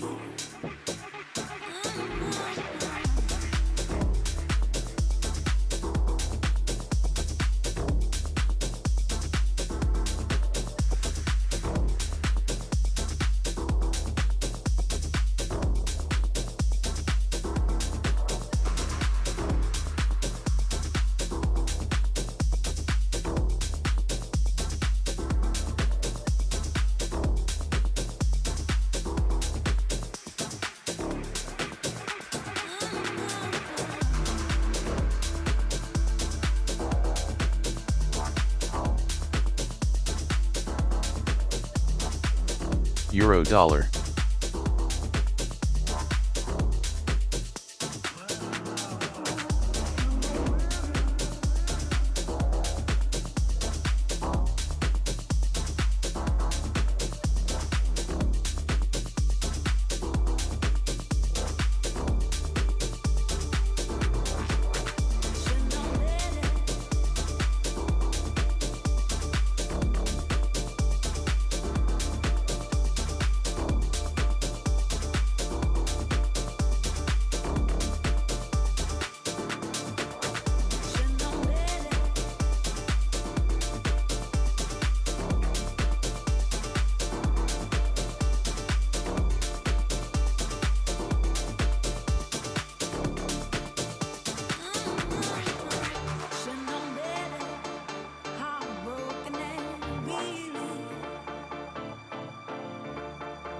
Should know better. Later this believe, but I don't dare. Pound yen. But oh, here I stand, 'cause you always do this to me. Should know better. Heartbroken and weary.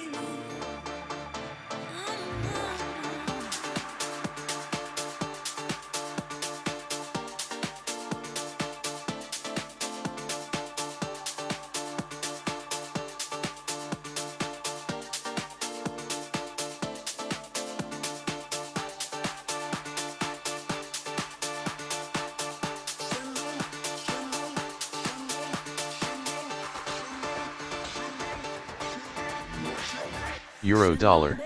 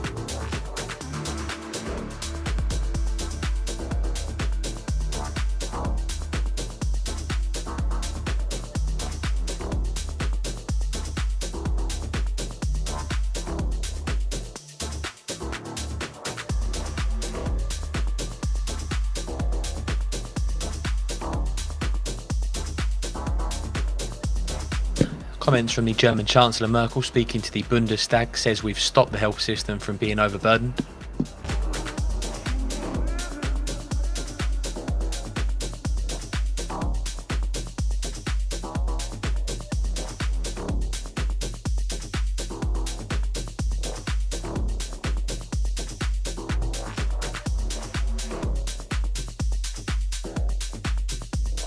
German Chancellor Merkel says the goal is to lift restrictions only when it's justified. Says the lockdown will not be maintained a day longer than is necessary. Euro dollar.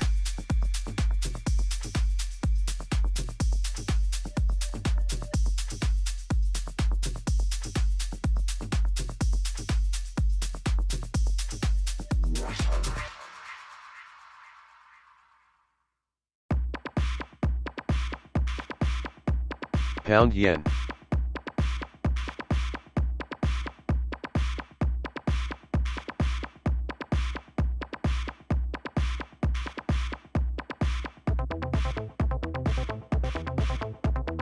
Good morning, Mr. Fish. God morning, Zanetti. Good morning.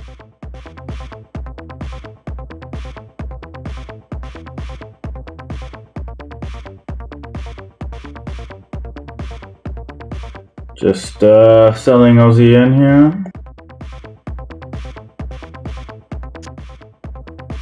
Damn, pound yen looks fucking good for a VWAP sell, but Actually, be back later. easy, no worries.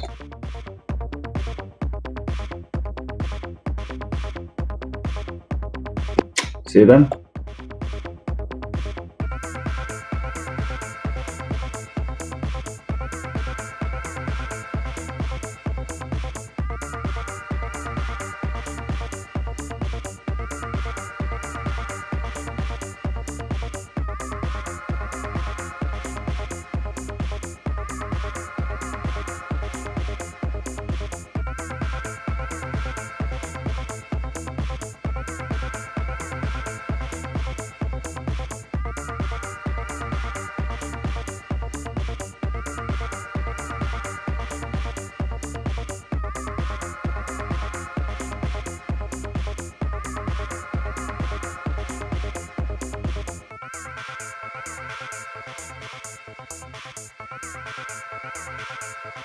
German Chancellor says they have achieved their goal of reversing the infection trend.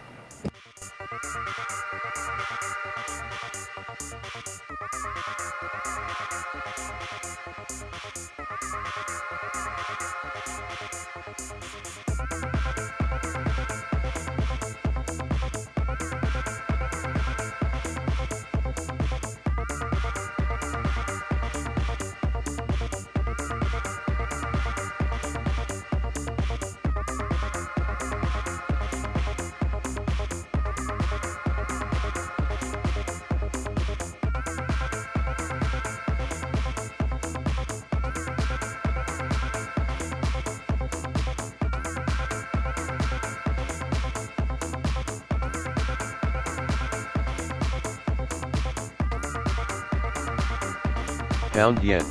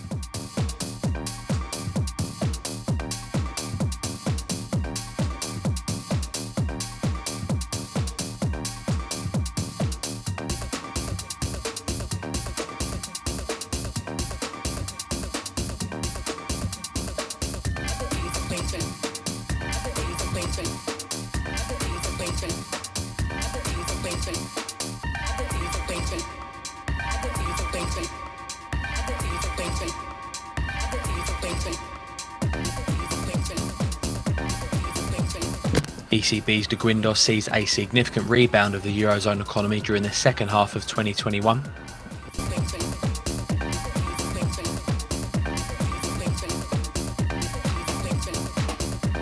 Euro dollar. DAX.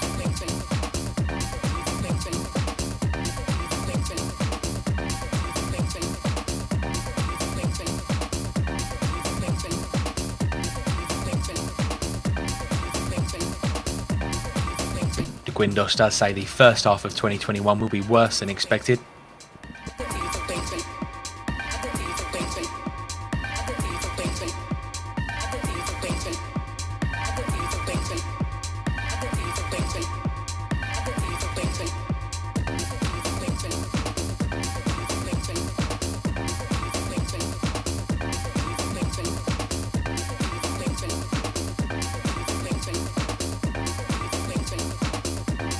DAX. Euro dollar.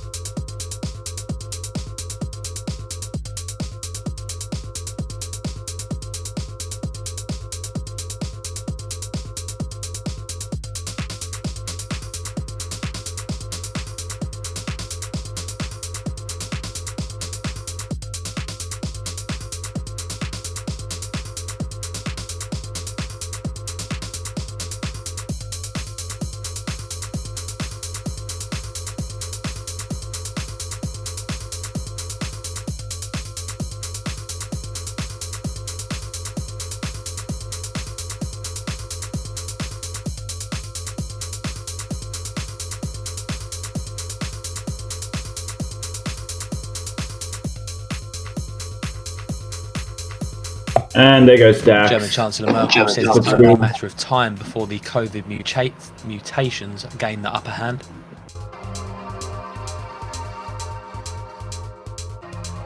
Says the mutations could destroy any progress that we've made.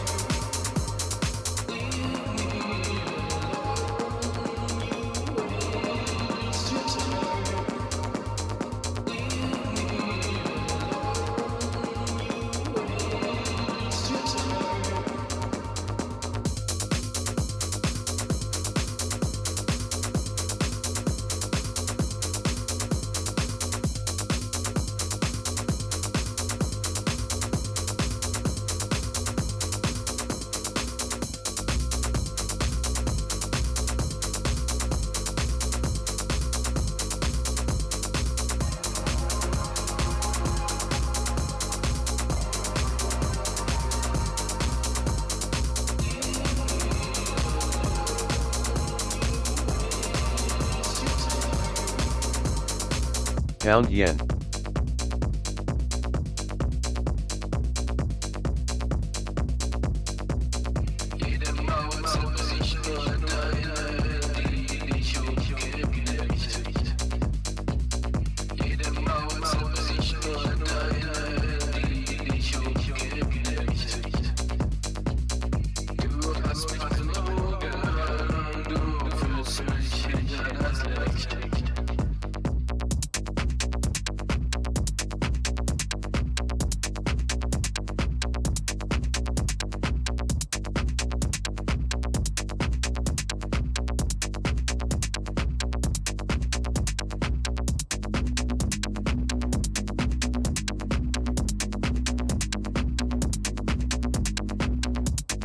Euro dollar.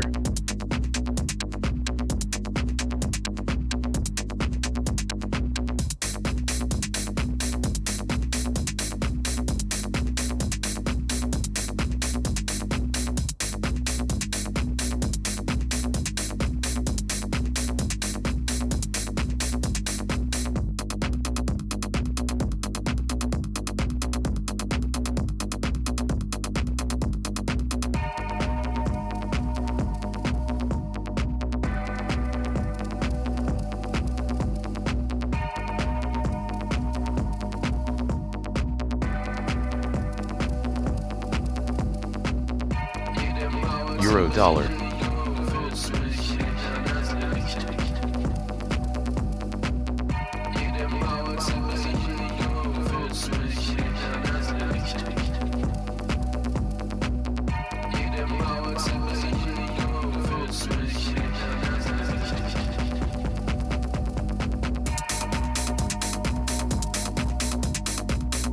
Pound yen.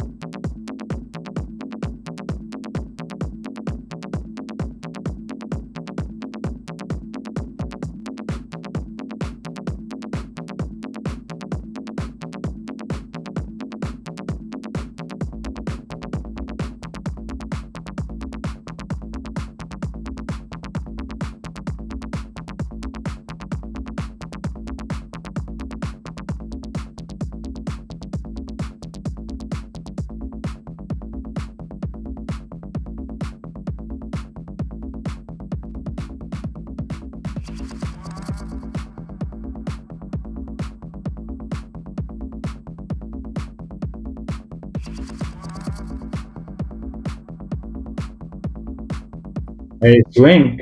Your other dollar CAD opportunities here, if you're still around.